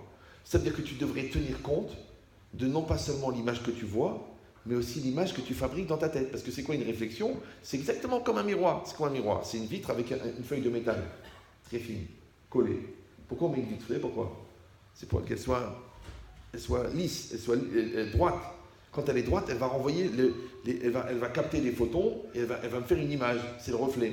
Si elle est froissée, le papier à lui, il va refléter, mais tu n'arrives pas à voir dans le reflet, bien qu'il reflète, parce qu'il n'est pas droit. Donc en vérité, la vitre, elle sert seulement à tenir droit. Donc le principal, c'est le métal qui va envoyer l'image. Ok. Maintenant, j'ai devant moi le reflet et la personne en face du reflet, qui se trouve accessoirement être moi, quand je me regarde dans le miroir. Ok. Maintenant, là, c'est le reflet et ça, c'est la personne. Maintenant, quand moi, attention, je suis en face de mon fils, par exemple, je le vois tous les jours, mais je peux le voir sans le voir. Comme des fois, tu es en train de réfléchir, il y a un mec qui passe devant, il dit alors tu dis pas bonjour, ah, excuse-moi, je t'ai pas vu. Quand tu m'as pas vu, mais je suis passé devant toi, je t'ai vu sans te voir. Tu peux aussi voir tes enfants sans les voir. Pourquoi? Parce que tu n'as pas capté une image pour dire attends, stop, je regarde, je ferme les yeux, je dis c'est mon fils, j'ai un devoir, je suis un papa, j'ai une obligation. Et ça, qu'est-ce que je suis en train de faire? Je suis en train de réfléchir mon fils. Donc je ne réfléchis pas à partir de ce que je vois, je réfléchis à partir du reflet que j'ai capté en moi. Ça va? Si je le fais assez régulièrement, je vais me rendre compte de la différence entre l'image que j'ai en tête et l'image qui est devant de moi, et donc je vais me rendre compte que mon fils, il grandit. Comment tu le sais? Par exemple, si tu t'énerves, par exemple, ton fils dit papa, je sors ce soir. Toi, tu cries quoi? Dire quoi tu sors? Mais tu crois où toi? Tu crois qu'au Maroc on sortait comme ça? Si ça veut dire quoi? Mais je t'excommunie, je te pourris, je te détruis, je te maudis. Alors l'enfant il dit papa, j'ai 28 ans. Il dit déjà? Maintenant toi, comme depuis l'âge de 8 ans, tu n'as pas réfléchi, donc tu lui parles comme un gamin de 8 ans. Mais il a 28 ans. Et je vous rappelle qu'avec un enfant de 8 ans, on impose, à 17 ans, on discute, à 20 ans, on négocie. Et parce que c'est un homme. C'est pareil ta fille. Elle a grandi, c'est devenu une femme. Toi, tu la regardes, tu dis, allez, arrête, allez, va dans ta chambre. Hamara, baisse les yeux. Mais attention, parce que l'autre, là-bas, dans le métro, il lui dit, lève les yeux, tu es magnifique. Et toi, tu lui dis, baisse les yeux, Hamara. Mais attention, hein. Tu crois qu'elle va aller chez celui qui lui baisse les yeux, celui qui lui lève les yeux. Après, tu dis, oui, quelqu'un lui a ouvert les yeux. Tu deviens intelligent. Je me dis, oh non. Donc, si tu vois que ta fille, elle a mis une jupe un peu courte, tu peux pas lui dire, c'est quoi cette jupe? On dirait un truc pour les filles des rues. Non. Tu dis, ça va chérie? Ah, bonjour mon amour. Ah, mais c'est une nouvelle jupe. Elle est magnifique. Extraordinaire. Viens t'asseoir avec moi dans le canapé. On va discuter. Alors la fille, elle s'assoit. Évidemment, quand elle s'assoit, la jupe, elle remonte, puisqu'elle avait pris juste. Et elle, qu'est-ce qu'elle fait? Elle tire sur la jupe pour cacher ses genoux. Ou mieux, si affinité. Tu dis, chérie, pourquoi tu tiens ta jupe? Tu vas te faire mal à l'épaule. Elle dit, parce qu'elle est trop courte. Ah, elle est trop courte? Ah, pourquoi tu la mets? Si tu lui dis, c'est quoi cette jupe de fille des rues? Elle va avoir une haine contre toi, elle va partir avec Christian, qui est tolérant. Ouais. Mais si tu lui dis, pourquoi tu tires la jupe? Et qu'elle te dit, parce qu'elle est trop courte, tu dis, elle est courte? Ah, tu dis, ouais, papa, je ne me rendais pas compte. Ah, l'osam t'alève. Ouais. Tu n'as pas mis ton cœur que la jupe, elle est courte. C'est pareil. Toi, tu insultes la femme qui t'a fait 5 enfants. Tu dis, mais chérie, mon amour, ok, t'es énervé, t'es fatigué, mais là, t'es en train d'insulter la mère de tes enfants. Oui, mais ça veut dire, tu sais comment ceci se passe, et tu m'énerves, et tu me pousses à bout. Ok, mais tu es en train d'insulter la mère de tes enfants. Après les nerfs, après les cris, après les réconciliations, tu dis, mais comment t'as fait, chérie? Comment t'as fait pour sortir cette khra de ta bouche, alors que moi, je t'ai sorti des diamants de mon corps? Alors il dit, l'os un petit lève. J'ai pas réfléchi, je me rendais pas compte. Et c'est ça qu'on veut. On veut que tu sois Sam lève. Maintenant que tu sais que c'est pas bien de le faire, et que tu sais que tu es en train de le faire, mais tu n'arrives pas à te retenir de le faire. Donc, tu n'es pas en train de vivre ta vie. Et c'est ça le korban. Pourquoi on doit amener un korban? Vous savez ou non? Vous savez ce que c'est un korban, non? Un sacrifice. Quand quelqu'un il a fait une faute dans la Torah, s'il a fait une faute volontaire, il est méside, il est volontaire, donc il n'y a pas de korban, il n'y a pas de sacrifice.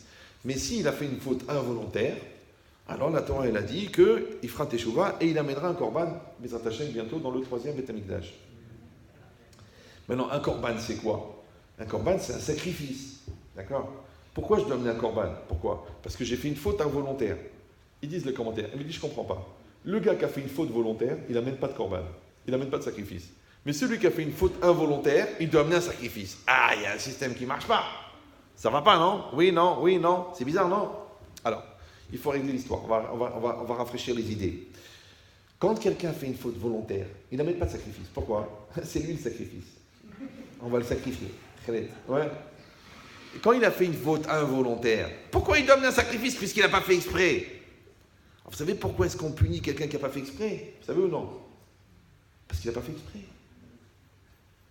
Je dis, mais si j'ai pas fait exprès, justement, c'est pas grave. Si, écoutez bien, c'est un peu violent. Hein. C'est parce que tu as fait exprès de ne pas faire exprès. Tu dis, mais j'ai pas fait exprès de ne pas faire exprès, j'ai pas fait exprès. Non, tu as fait exprès de ne pas faire exprès. La preuve, si vous avez le permis, vous savez ça. Si vous roulez en voiture, nahatrouah, détente, bien, après-midi de printemps, beau soleil, avec la famille, tout va bien. Dimanche après-midi pour aller aux Tuileries. Et il y a un gars, un fou, un malade, un khmar, il pile devant toi. Et toi, tu lui rentres dedans. Qui c'est qui a tort? N'ayez pas peur d'entre nous. C'est lui? C'est toi. Pourquoi? Tu n'as pas le permis. Tu voulais détente et c'était habitué à la route. Tant pis pas.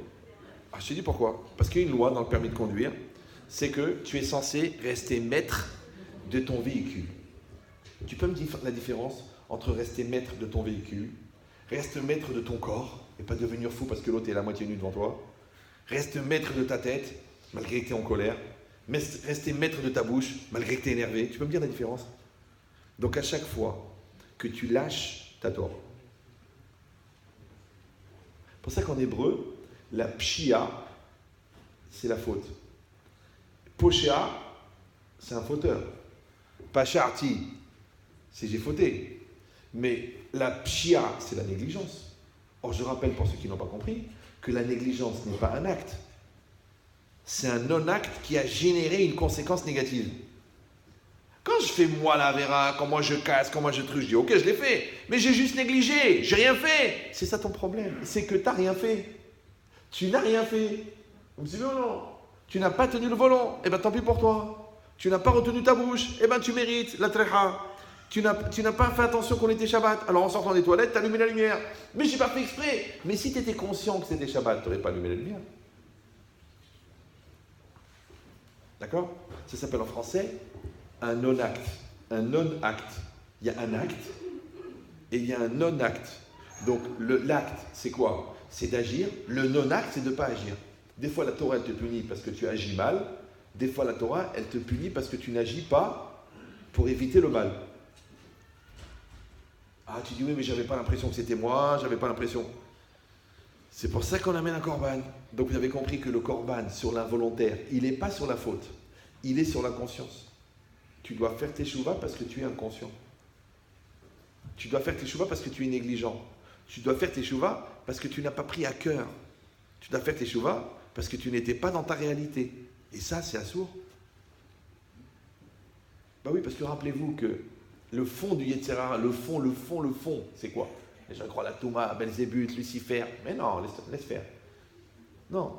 Le fond du Yetzer Hara, c'est le contraire de ce qui est écrit dans la Torah. Qu'est-ce qu'elle a dit la Torah? Ubechu kotai, telechu. Dans mes lois, vous irez. Même Albert, vous avez entendu parler d'Albert, qui était d'une intelligence relative, finalement. Et dont on n'a jamais retrouvé les téphilines. Il a dit, Albert, le secret de l'univers, c'est le mouvement. Bon, il y a beaucoup à dire. Si un jour vous avez une semaine à perdre, on pourra en parler. D'accord? Le secret de l'univers, c'est le mouvement. Tout est en mouvement. Mais non. Dommage pour Albert. Parce que s'il avait lu un passage de la Torah, Ubechokotai, Telechu, dans mes lois, vous irez. Je traduis. D'accord? Vous irez. Maintenant, quand la Torah elle a dit « vous irez dans mes lois », c'est quoi le contraire d'aller? Rester sur place, reculer, ne pas avancer? Non. Le contraire d'aller, c'est laisser aller. Vous me suivez ou non? Parce que dans le laisser aller, ce qui est dangereux, c'est l'illusion d'optique que tu as l'impression que tu avances puisque ça bouge. Tu vois que le décor il bouge, tu vois que la situation elle bouge, mais tu n'es pas maître de la situation puisque tu laisses aller. Eh bien, le laisser aller, c'est la Touma. Et aller, c'est la Kedusha. Et la Torah, elle a dit, Ubechokotai, Telechu. C'est-à-dire qu'il y a une réalité devant toi, il y a une halakha. Il y a une réalité devant toi, il y a une situation, il y a un Shabbat, il y a une cache-route. Toi, qu'est-ce que tu fais? Tu rentres dans la situation. Tu dis, Ani Shomer Shabbat. D'accord? Ani Shomer cache-route. Ani Shomer Shalom Bayit. Ani Shomer Achaim. Moi, je fais attention à mes enfants. Si tu dis, écoute, je ne les ai pas détruits, mais la vérité, je ne me suis pas occupé. Donc, qu'est-ce que tu as fait? Tu as laissé aller. Ils appellent ça lâcher prise. Ouais? Lâcher prise dans les bêtises, c'est bien. Mais lâcher prise dans les choses qui te concernent, c'est dangereux, baba. Tu vois le mec, il est au volant avec 4 enfants à l'arrière à 140 sur l'autoroute, il dit, tu sais quoi, mon psy m'a dit que je dois lâcher prise. Mais t'es fou, toi. Tu tiens le volant. Vous me suivez ou non? Faut pas lâcher prise maintenant. Ta femme me dit, tu m'aimes ou tu m'aimes pas? Oh, tu sais quoi, je crois que je vais lâcher prise. Mais non, dis je t'aime. Oh, je lâche prise. Donc ça, c'est quoi ça? C'est le laisser aller. Le laisser aller, c'est la racine de la Touma. Pourquoi? Parce que quand quelle différence entre un nageur qui est en train de descendre la rivière en nageant et un cadavre qui est en train de descendre la rivière en flottant? Les deux, ils descendent la rivière. Les deux, ils voient le même paysage. Mais il y en a un qui est en train de nager et il y en a un qui est en train de flotter. Celui qui flotte, il descend la même rivière que toi. Mais toi, tu nages. Quand tu nages, tu es en train de vivre ta vie. Quand tu flottes, c'est que ta vie elle est déjà finie. Maintenant, les gens qui flottent en étant morts, les pauvres, la Rahman, qu'Hachem les accueille. Mais les gens qui flottent alors qu'ils sont vivants, tu ne peux pas nager. Non, tu sais, je me laisse aller. Je me laisse aller dans la lourdeur. Je me laisse aller dans la bêtise. Je me laisse aller dans mes nerfs. Je me laisse aller dans mes peurs. Je me laisse aller dans mon ignorance. Mais la vie, elle passe, Baba. Non, je m'excuse, hein. Donc vous prenez pas mal. Mais la vie, elle passe. Vous savez ça ou non? Un jour, ils disent, ah, mais non, c'est rien, ça va, j'ai pas envie de réfléchir, ça me saoule, je verrai plus tard. Alors les jeunes, ils disent, j'ai pas envie de réfléchir maintenant, je réfléchirai plus tard. Les vieux, ils disent, non, le présent m'intéresse pas, c'est le passé qui m'intéresse. C'est pour ça qu'ils ont créé Radio Nostalgie, pour eux. Ouais. Ça s'appelait Yahsra. D'accord? Donc si les jeunes, ils parlent du futur, ils ratent leur présent. Si les vieux, ils parlent du passé, ils ratent le présent. Alors qui c'est qui s'occupe du présent? Le jeu du Yetzer Hara, c'est ça. C'est de te faire rater le présent. Vous suivez ou non? Tu te lèves le matin, ta femme elle est là, elle te sourit. Souris? Non, tu fais la gueule. Parce qu'hier, elle a dépensé 100 euros. Mais un divorce, ça coûte 30 000 euros. Tu es loin du compte. Donc tu lui dis bracha. En plus que quand elle dépense, en fait, elle va oublier, j'ai Hachem à te donner plus. Donc c'est bracha. Vous suivez ou non? C'est pareil, ton fils il t'énerve. Mais en fait, ton fils, il t'oblige à devenir calme. Donc il t'aide à grandir tes midotes. Et lui, maintenant, on te l'a confié, c'est une neshama qu'on t'a confié. Donc ça veut dire que tu as un travail à faire avec lui, c'est normal. Donc tout va très bien. Non, tu dis non. Comme il m'énerve, moi je fais la gueule, et je l'envoie balader, je le baffe et je le jette dehors. Ok, c'est pas grave. Mais qu'est-ce que tu as fait en vérité? Tu t'es laissé aller. Alors rappelez-vous que si aller, c'est être vivant, laisser aller, c'est mourir. Comme quelqu'un il se laisse aller dans son cancer. Vas-y, bats-toi. Fais une thérapie, fais une approche, fais un truc, écoute des cours, je sais pas, fais quelque chose. Non, tu sais, le médecin, il a dit que c'est foutu, c'est pas la peine de réfléchir. Pourquoi? Qu'est-ce que ça a à faire? Pourquoi il n'y a pas des gens qui font reculer les cellules sont cancéreuses? Il n'y en a pas qui se relèvent, il n'y en a pas qui se battent, il n'y en a pas qui optimisent. Ça existe? Non, tu sais, ça sert à rien. Le mec, toute sa vie, il n'a rien fait. Oui, et rien qu'il a descendu. Or, rappelez-vous que pour faire tomber un avion, il suffit de couper le contact. Mais pour envoyer une fusée sur la Lune, il faut des milliers et des milliers de litres de kérosène. Donc monter, c'est toujours plus dur que descendre. Miya'ale be'arachem, ou miyakum bimkom kocho. Qui c'est qui va monter sur la montagne de Dieu et qui c'est qui va se maintenir à son endroit saint, dans son sanctuaire. Oui. Donc l'idée c'est ça. C'est que ici, quand c'est marqué que la personne, elle a la conscience, elle a la connaissance, elle a la conscience, mais ça ne suffit pas. Il faut qu'elle ait pris à cœur la chose. C'est sur ça qu'elle amène un korban. C'est pour ça que le Rav Yerucham Halevi, il dit Bechol shogeg yesh mezid. Dans l'involontaire, il y a un volontaire. Ben oui, parce que tu es déjà volontaire d'être involontaire. Quand tu ne fais pas tout pour que ça s'arrange, c'est comme si tu as décidé que ça ne va pas s'arranger. Quand tu n'as pas pris des précautions pour éviter les dommages, c'est comme si tu as tout fait pour que les dommages arrivent.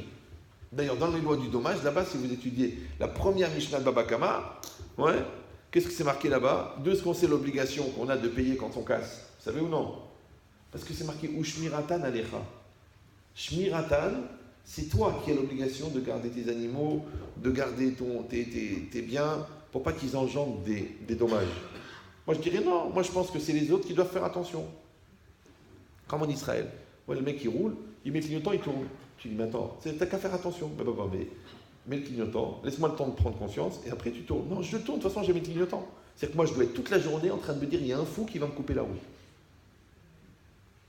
Mais c'est le contraire de la Torah. La Torah, c'est Shmiratan Alecha. C'est toi qui dois garder. Vous me suivez ou non? Je ne dis pas pourquoi ma femme elle ne sourit pas. Moi, je vais chez elle et je lui souris. Je ne dis pas mon mari, il est méchant. Moi, je vais chez lui, je lui fais un bon petit plat, je rigole avec lui. Moi, je vais vers lui. Moi, je fais ce que j'ai à faire. Je ne dis pas, je ne fais pas ce que j'ai à faire parce que l'autre, il n'a pas fait ce qu'il avait à faire.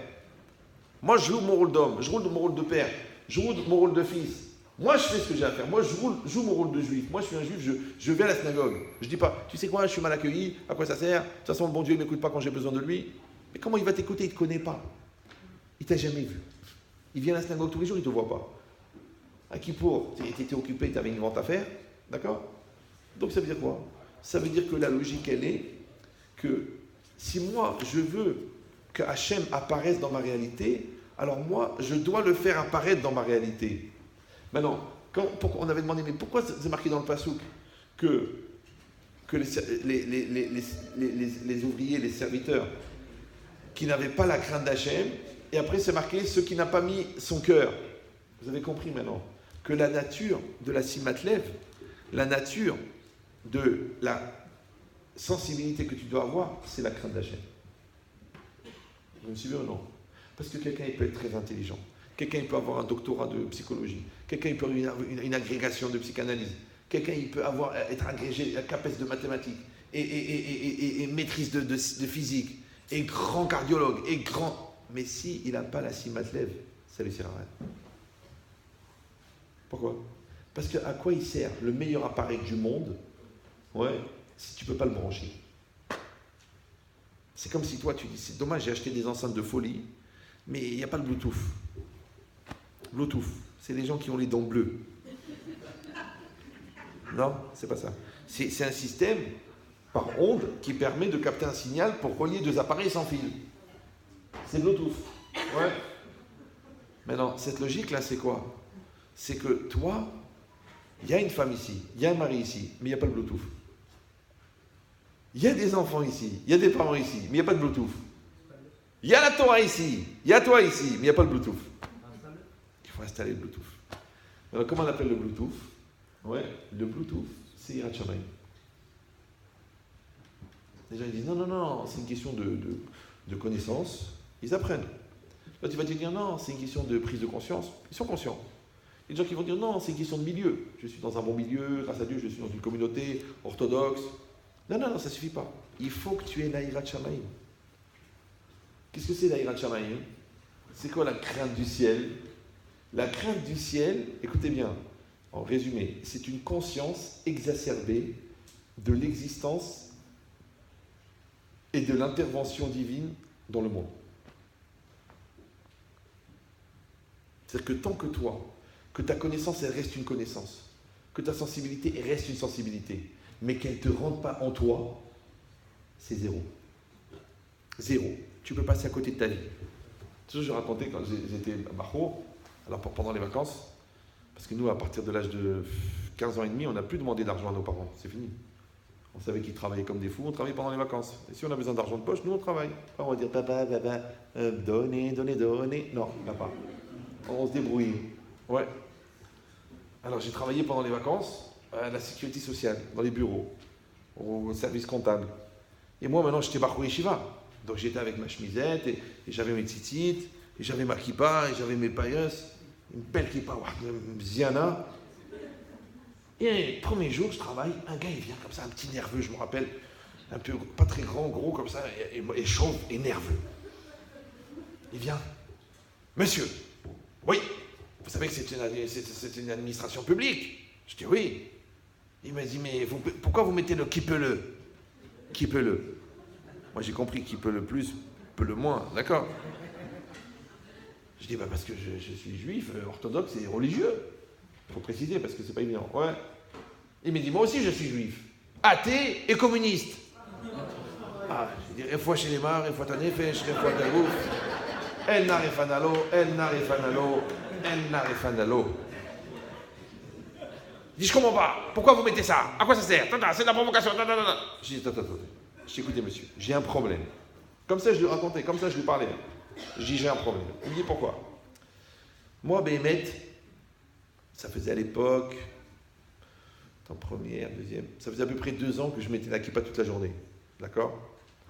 Avant, je la mettais pour les prières. Quand j'ai fait une vraie teshuva, j'ai mis la kippa sur la tête. Je ne l'ai plus enlevée. Je dis, moi, ça fait 2 ans que je mets la kippa toute la journée. Et la vérité, Béhémet, je l'ai oubliée. Elle tient très très bien, c'est une spéciale. C'est-à-dire, elle ne bouge pas. Non, il y en a, ils ont une kippa, tac, dès qu'ils voient une goya, hop, ils sautent. Mordechai, Kevin, trac, transformation.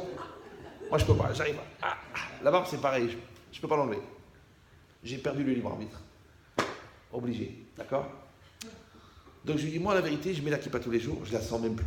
Je me lève le matin, je m'endors, je me réveille, je pars, je me lave la figure, je vais au travail, je fais la prière. J'ai la kippa, j'ai même oublié que j'ai la kippa. Je dis, vous êtes communiste, ashkénaze, non religieux, anti-religieux. Ça fait 40 ans que vous êtes comme ça. Et quand vous voyez ma kippa, ça vous énerve. Ça veut dire que vous êtes plus sensible que moi. Or, puisque la sensibilité, la religiosité, elle se mesure à la sensibilité, donc vous êtes plus religieux que moi. Je suis jaloux de votre sensibilité, parce que moi, ça ne me fait plus rien, et vous, ça vous énerve. Il m'a regardé là. On sentait que ça faisait longtemps qu'il n'avait pas utilisé son cerveau. D'accord, mais c'est quoi l'idée? L'idée, c'est qu'une personne, malheureusement, elle perd la sensibilité. Vous savez, on se marie, mon amour, mon cœur, ma vie, ma douceur, ma joie, les premiers bisous. Et après 23 ans de vie commune, c'est près à la limite du secourisme. Tu dis alors, tu me fais le bouche à bouche, pourquoi tu vas t'évanouir? C'est difficile de garder la vibration, les papillons, ils les appellent, ouais. Après 20 ans de mariage, c'est une maladie, ça s'appelle la routine, d'accord? Et c'est pareil aussi là, dans la Kedusha, quand tu fais tes chouvas, c'est fort, c'est puissant, c'est... Et après, tu sais, maintenant, grâce à Dieu, on est religieux, on est dans les bons endroits, on est avec le raveur baba et le truc, et tu perds la kavanah dans la prière, shifhala, l'étude toutes les semaines, n'en parlons pas. La cacherou, tu dis, comme je t'en prie, c'est marqué cacher en hébreu, mais c'est marqué hazir. Ah oui, excuse-moi. D'accord. Où est partie la sensibilité? Alors je te dis la logique. La sensibilité qui n'est pas entretenue, elle s'évanouit. L'amour qui n'est pas entretenu, la passion qui n'est pas entretenue, l'intérêt qui n'est pas entretenu, elle s'évanouit. Pourquoi? Parce que qu'est-ce qui manque? Il manque Simatlev. Mais c'est quoi Simatlev? On a dit, c'est Simatlev de Yirat Shamayim. C'est-à-dire, toi, tu dis, qu'est-ce qu'elle dit la Torah sur ce sujet? Ouais, comment la Torah, elle dit comment... C'est pas que tu fais Netilat parce que ton père il t'a dit fais Netilat. Tu apprends la Lacha, tu regardes le Mishnah Berurah, tu regardes le Kitsur, tu regardes le Likutei, il y a le Kutz Yosef. Et tu sais que tu apprends, quand tu apprends la Lacha, tu fais pas Netilat de la même manière. Pourquoi? Parce que tu as mis ton cœur dedans. D'accord? Quand tu t'assois dans la soukha, c'est pas que tu t'assois dans la soukha, tu dis, écoutez, allez, s'il vous plaît, ne partez pas comme ça à la maison, restez 5 minutes, on va faire un petit kidouche, ceux qui peuvent, faites Netilat, et prends voir d'une miette de islamette là, en dessous de la soukha. Mais non, baba, tu vas étudier la Lacha de la soukha, tu vas étudier la Gemara soukha, tu vas étudier la Mishnah soukha, tu vas étudier le soukha dans le Chumash, tu vas étudier la soukha dans le Zohar, tu vas étudier la soukha dans la Chassidoute, tu vas voir que c'est pas la même soukha. C'est pas la même soukha. C'est normal. Et dans tout, c'est pareil. C'est qu'en vérité, c'est toi, ton apprentissage, qui donne la dimension spirituelle à la chose. Parce que tu as mis la Hirat Shamaïm dedans. Si tu ne mets pas la crainte d'Hachem dedans, ça ne marche pas. Et le couple, c'est pareil. Les gens, ils croient à la psychologie, l'impact, le relationnel, la communication, l'échange. Non. Ça, c'est évident, ça, c'est goy. Toi, tu dois communiquer avec ta femme parce que c'est une mitzvah de communiquer avec elle. Toi, tu dois lui faire du bien parce que c'est une mitzvah de chesed. Toi, tu dois être bien avec ton mari parce que c'est une mitzvah de kavod. Maintenant, quelle différence entre faire du kavod parce que c'est bien psychologiquement ou faire du kavod parce que c'est une mitzvah de la Torah? La seule différence, c'est que quand tu le fais parce que c'est une mitzvah, tu impliques Dieu dedans. Du coup, Dieu, il devient partenaire de ton shalom bayit. Mais quand tu le fais parce que intellectuellement, psychologiquement, rationnellement, tu penses que c'est nécessaire, tu dis au bon Dieu, je me débrouille. Et Hachem, il te dit, de brasek. Débrouille-toi. Donc vous avez compris que la Simatlev, cet attachement-là qu'on doit avoir avec les choses, cette réalité qu'on crée au fur et à mesure qu'on la projette, ce lien-là, il doit être imprégné de crainte d'Hachem. Pourquoi? Parce que, comme il est tard et que je ne m'attendais pas à ne faire que 1/10 du cours, c'est pas grave. Mais je vous donne le secret, résumé. Il n'y a que 2 solutions dans la vie. Il n'y a que 2 solutions.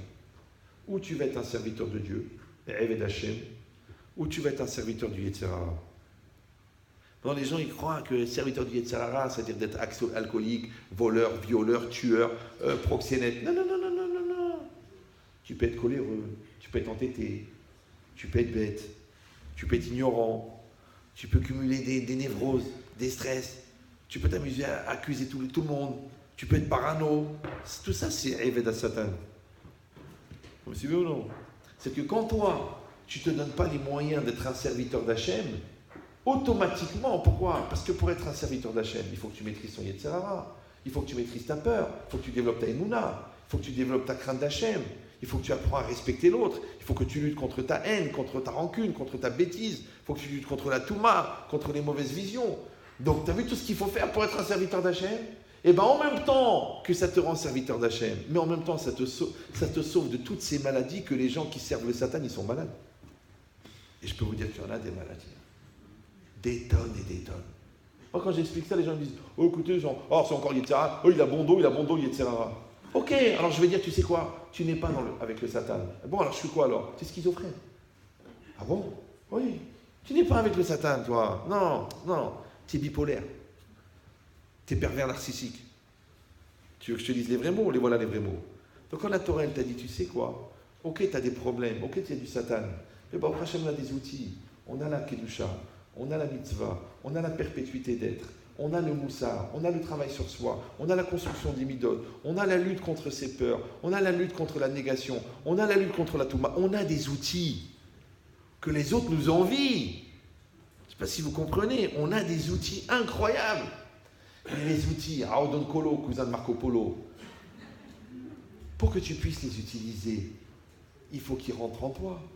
Donc ça va dépendre, est-ce que tu es Samlev ou tu n'es pas Samlev? Donc celui qui connaît rien de la Torah, il ne peut pas utiliser la Torah. Mais celui qui connaît toute la Torah, mais qui ne prend pas à cœur la Torah, elle ne rentre pas dans son cœur. Si elle ne rentre pas dans son cœur, elle ne rentre pas dans sa vie. Si elle ne rentre pas dans sa vie, il a les mêmes conséquences que celui qui ne connaît pas toute la Torah. Tiens, je comprends pas, avec tout ce que tu as étudié, tu arrives aux mêmes conclusions. Parce que tu n'as pas intégré. Parce que tu n'es pas devenu. Moi, combien de fois je me suis bagarré avec des rabbins? Bien sûr, j'ai fait attention. Tu étudies Chassidout, il faut vivre la Chassidout. Maintenant, pour bien comprendre Rabbi Nachman, il faut que tu ailles chercher la Gemara qu'il a ramené Rabbi Nachman. Et que tu ailles voir là-bas Rashi, comment il explique cette Gemara. Et avant ça, regarde la Mishnah qu'il a utilisée. Sinon, tu crois que tu as compris Rabbi Nachman. Tu n'as même pas compris de quoi il parle, même la traduction, tu ne l'as pas. Il faut apprendre. Tu vas apprendre les sikhot du Rabbi Lubavitch. Mais papa, c'est un très très grand Talmid Chacham, le Rabbi, que tu traduis en français, toi. Va étudier qu'est-ce qui a fait que le Rabbi il a dit comme ça. Parce que sinon, tu crois que le Rabbi il a expliqué la Gemara. Pas du tout. Le Rabbi t'a dit un hidouche bien au-dessus de la Gemara. Mais il faut déjà que tu connaisses la Gemara. Sinon, qu'est-ce que tu as compris? Et dans tout, c'est pareil. Tu crois que tu as compris ta femme. Parce que tu dis bonjour, bonsoir, chérie, qu'est-ce qu'on mange ce soir? On fait le 5e. Mais c'est pas de l'amour, ça. C'est de la cohabitation. T'as pris à cœur, t'as pleuré pour sa maladie. Tu étais avec elle dans l'accouchement. Tu avais mal à la tête quand elle avait mal à la tête. Ouais, tu lui as massé les pieds quand elle avait des problèmes de circulation. Tu avais des soucis pour elle. Non. Alors pourquoi tu es marié? Eh bien écoute, on habite dans la même maison, on a un compte commun, on dort dans le même lit. Mais c'est rien ça. C'est zéro. Donc tu n'as pas pris à cœur de faire un avec ta femme, tu n'as pas pris à cœur de faire un avec ton mari, tu n'as pas pris à cœur, vous deux, de faire un avec vos enfants, et vous cinq, vous n'avez pas pris à cœur de faire un avec Hachem. Alors dis-moi, cette vie-là, tu l'as vécue? Ou laquelle est passée devant toi? Après les gens disent, vous savez, on ne savait pas, on n'a pas pris le temps, on ne s'est pas donné le cœur. C'est ça que quand tu arrives à un mariage, et tu vois un enfant, tu regardes ta femme, tu dis, c'est nous qui avons fait ça? Oui, c'est vous. Et là, allez-nous, lo alechem, quand on va à un enterrement, et qu'on voit la personne qui est devant nous, on dit, attends papa, je voulais te parler, tout ça, c'est fini. Et tu dis, je vais t'emmener en vacances. Je voulais au moins que tu vois New York. Quand il était vivant, il fallait le faire. Maintenant, il est parti. Donc, je ne comprends pas pourquoi les gens, ils se réveillent quand c'est trop tard. Réveille-toi avant. C'est la même chose. Si quelqu'un il va dire, écoutez, j'ai du mal, parce qu'on a tous d'autres priorités, c'est facile. C'est pour ça que la Gemara dit que Rabbi Yochanan disait à ses élèves, il faut faire teshuva tous les jours. Non, il faut faire teshuva la veille de sa mort. Alors les élèves leur disent, mais Rav, un homme, il ne sait pas quand est-ce qu'il va mourir. Il dit, il faut faire teshuva tous les jours. Là, c'est exactement pareil. C'est comme si tu dis avec ta femme, tu dis, écoute, c'est le dernier jour. Bon, alors t'as qu'à dire c'est le premier jour. Vas-y, kiffe. Tes enfants, c'est pareil. Un jour, ils vont partir. Et plutôt que tu crois, s'il va partir à l'Yeshiva Ktana, s'il va partir à la Yeshiva, s'il va partir faire ses études à Madrid ou à Porto ou à Arbaba, et toi, tu vas dire, on les voit plus. Après, tombe amoureuse là-bas, elle revient, tu dis, je me marie. Après, tu dis, bon, ça ne dérange pas, on s'installe aux États-Unis, c'est fini, il n'y en a plus. Après, une fois par an, ça va les enfants, ça se passe bien? Ah, tu montes les petits? Oui. Je dis, comme c'est pas normal, j'ai donné toute ma vie, le mec, je le vois une fois par semaine. Mais c'est comme ça la vie. Maintenant, écoute-moi bien, tu ne vas pas te plaindre de ce qu'ils ne sont pas là quand ils ne sont pas là. Par contre, tu peux te plaindre de ne pas optimiser quand ils sont là. Maintenant, pourquoi tu vas penser à s'occuper d'eux? Pourquoi tu vas penser à t'inspirer? Pourquoi tu vas penser à t'investir? Parce qu'il y a 6 matelev. Donc ça, c'est une activité active. D'accord? D'aller vers l'autre. D'aller, comme Moshe Rabbeinu, il a grandi dans le palais. Comment il allait être sensible à l'esclavage? Il a été avec ses frères. Nathan, Enav, Velibo, Liot, Metzer, Alehem. Il dit Rashi, il a mis ses yeux et son cœur pour souffrir avec eux. Pourquoi? Parce que quand il va leur dire sortir d'Égypte, ils vont me dire mais de quoi tu parles? Toi, tu as vécu dans le luxe, tu viens nous dire à nous la liberté. Donc tu ne peux transmettre quelque chose que si tu as vécu la même chose que lui. C'est comme si tu vas voir un déporté d'Auschwitz et tu dis bon, quand même, c'était pas si dur que ça. Et il dit c'était tellement pas dur que quand on l'a raconté en sortant de la guerre, les gens ne croyaient pas. Tellement que c'était dur. Ouais. Donc ça veut dire que tu ne peux pas comprendre quelqu'un tant que tu n'es pas à sa place. Mais si tu ne peux pas le comprendre, lui aussi ne te comprend pas.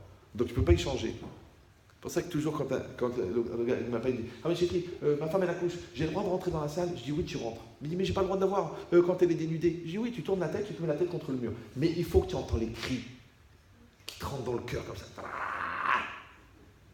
Comme ça, après, plus tard, quand tu diras chérie, je t'en prie, passe-moi une bouteille, tu peux sortir la lessive?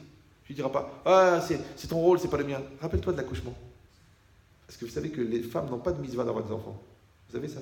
Mais les hommes, oui. C'est que quand ta femme, elle crève, toi tu es le roi. Tu rentres à la synagogue, the big boss. Encore un garçon. Toi, ferme-la, t'as que des filles. D'accord? Comment tu vas friner alors que c'est elle qui crève? Donc je te dis, rentre dans la salle d'accouchement. Que ça te rentre. Tu l'entends. Tu sais que ça fait mal. Parce que la péridurale n'a pas marché. Elle avait boré, péridurale, ça n'a pas marché. Bon, alors maintenant, tu sais que c'est dur. Eh bien, tu vas devenir patient. Et tu vas être compréhensif. Et tu vas la gâter. Tu vas lui donner ce qu'elle mérite. Parce que la pauvre, elle a crevé pour toi. Et toi, c'est pareil. Quand ton mari passe toute la journée à se battre pour que vous ayez le confort à la maison, ne lui fais pas la gueule quand il rentre. Sous prétexte qu'il a refusé de te rappeler 2 fois alors que tu as envoyé 2 textos. Qui crèvent. Les textos... Tu sais qu'il est préoccupé, il a un impayé d'1 million d'euros. Un client qui l'a planté, il a toute sa boîte qui est en train de voler en l'air. Et toi, tu le saoules parce que tu voulais qu'il passe à l'hyper cachère pour prendre du lait. Mais peut-être qu'il avait d'autres soucis. Alors quand il rentre, il dit mon amour, mon cœur, ma vie, mon feu d'artifice, mon bouquet de fleurs, ma joie, ma lumière. J'en rajoute pour les maris frustrés. Comment ça a été aujourd'hui? Il va te dire la vérité, je ne sais pas quoi faire. On a été planté d'1 million. Oh, tu dis, heureusement que je ne l'ai pas insulté. Ouais, bah, ça là. Alors, tu sais pourquoi tu ne l'as pas insulté? Parce que tu as pris à cœur que le Shalom Bayit, il est plus important que le texto. Donc, tu vois, tu as pris à cœur que le Shalom Bayit, il est plus important qu'elle a pris 4 kilos. Alors, elle a pris 4 kilos. Elle dit, j'arrive pas à te regarder, tu me dégoûtes, va demander au Rav Cellulite. Mais elle vient d'accoucher. 2 minutes, ah, tu te débrouilles. Donc ça veut dire quoi? C'est que tu dois l'aimer plus que la cellulite. Et toi, tu dois l'aimer plus que ses nerfs. Et toi, tu dois l'aimer plus que sa mère. Ouais. Et tu dois l'aimer plus que. Et bien quand tu l'aimes plus que, c'est parce que tu as pris à cœur. Barabotaï, c'est ça la solution. Quand tu prends à cœur avec la crainte d'Hachem, la vie, elle est facile. C'est facile. Vous savez, les gens, ils étaient dans les camps de la mort. Ils ne se sont pas plaints. Et nous, on fait la gueule parce qu'il pleut. On se plaint parce que la maison, elle ne se vend pas au bon moment. Parce que l'autre, il n'a pas trouvé son chidour comme il fallait. Mais ils étaient dans les camps de la mort. Ils avaient perdu toute leur famille. Ouais, brûlés. Et ils ne se plaignaient pas. Pourquoi? Parce qu'ils avaient pris à cœur que ce qu'Hachem leur envoie, c'est ce qu'il leur envoie. Tu dis, j'ai envie de réfléchir. Tu vas réfléchir, tu vas devenir fou. Ils n'ont pas réfléchi. Et bien, au Hachem, ils sont installés, ils ont remarié, ils ont refait des enfants, ils ont eu des familles de milliers. Parce que les chassidim, chaque enfant, il a 10. Donc imagine maintenant, au bout de 50 ans, combien ils ont d'enfants dans la famille. Ouais. Alors tu dis, alors ils ont perdu 10 dans les camps, et maintenant, il faut un mariage, il y a 1000 places, il n'y a que la famille, ils ne peuvent même pas prendre des invités. Alors, tu vois, il y a la bracha. Pourquoi? Parce qu'ils ont pris à cœur. Ils ont accepté B'Elev Shalem B'Simcha. La porte de la bracha s'est ouverte. On souhaite, Bezrat Hashem, que nous tous, nous soyons capables de prendre à cœur et de faire les choses exactement comme Hashem les attend de nous, et qu'on soit tous, Bezrat Hashem, là pour accueillir Mashiach dans la Simcha. Alors, le cours est dédié, le Nishmat, ils vont tous partir. De Mimoud Ben Zora Rouaillon, il faut dire Amen. Pour Zari Bat Aisha Rouaillon, Mir Ben Rachel Barouk et Shalom Chai Ben Léa. Il y a quelqu'un qui m'a dit Raphaël Ben Aïcha. Ben Aïcha. Et aussi pour Messaoud Eliaou Abselem Ben Sultana, c'est les Nishmat, hein? Oui, c'est le Nishmat. Et pour Alice Bat Sulika, et pour Camille Kamuna Nissa Khuto Dia Bat Esther, Amen. et pour Chaim Ben Saada, et je rajoute mon père Avram Shimon Ben Simcha, Amen. Eliaou Ben Aïcha, Yitzhak Ben Aïcha. Amen. Amen. Et Yaakov Ben Rachel, les gens décédés, Amen. pour Yaakov Ben Rachel. Et toutes les personnes auxquelles vous pensez. Et à Mavdil Ben Chaim Mimeti, on va demander aussi que le cours soit dédié pour la réfoua shelema de tous les malades d'Israël. Maintenant, je vais vous citer que des gens graves. Donc, il faut faire un bon Amen. Pour le Rav Chaim Zvi Ben Sarah. Amen. Pour Rav Moshe Ben Raizel. Amen. Pour Chaya Bat Miriam. Amen. Pour Dina Bat Esther. Amen. Raphaël. Dan. Raphaël Gaon. Mahlouf Ben Fani Mazal. Amen. Mordechai Ben Chamissa. Dvorah Bat Chamissa. Les gens qui ont été blessés là-bas dans les attentats. Qu'Hachem leur envoie tous une réfoua shelema, plus tous ceux auxquels vous n'avez pas pensé, que vous allez penser juste après. Amen. Je rappelle pour les jeunes que le 9 janvier, donc mercredi soir, je vais donner une conférence gratuite au Samroche. Vous êtes cordialement invités. Et aussi que c'est tout. Voilà. Ah, il y a une application iPhone Rav Ben Chetrit pour les gens qui veulent. Personne d'autre? Ah oui, n'oubliez pas qu'il y a des brachot à faire, et le Nishmat. Prenez le nom. Et allez-y, vous faites les brachot en pensant à l'élévation des Neshamot, des tzadikim qui vont être cités. Chazak Omaro. À bientôt, Kol HaKavod. Moi je dois partir parce que demain matin je me lève très tôt. Je vous embrasse tous, merci d'être venus.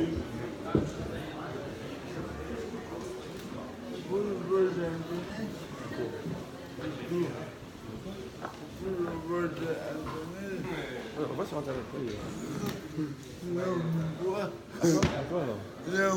voudrais dire que Meir il va beaucoup mieux.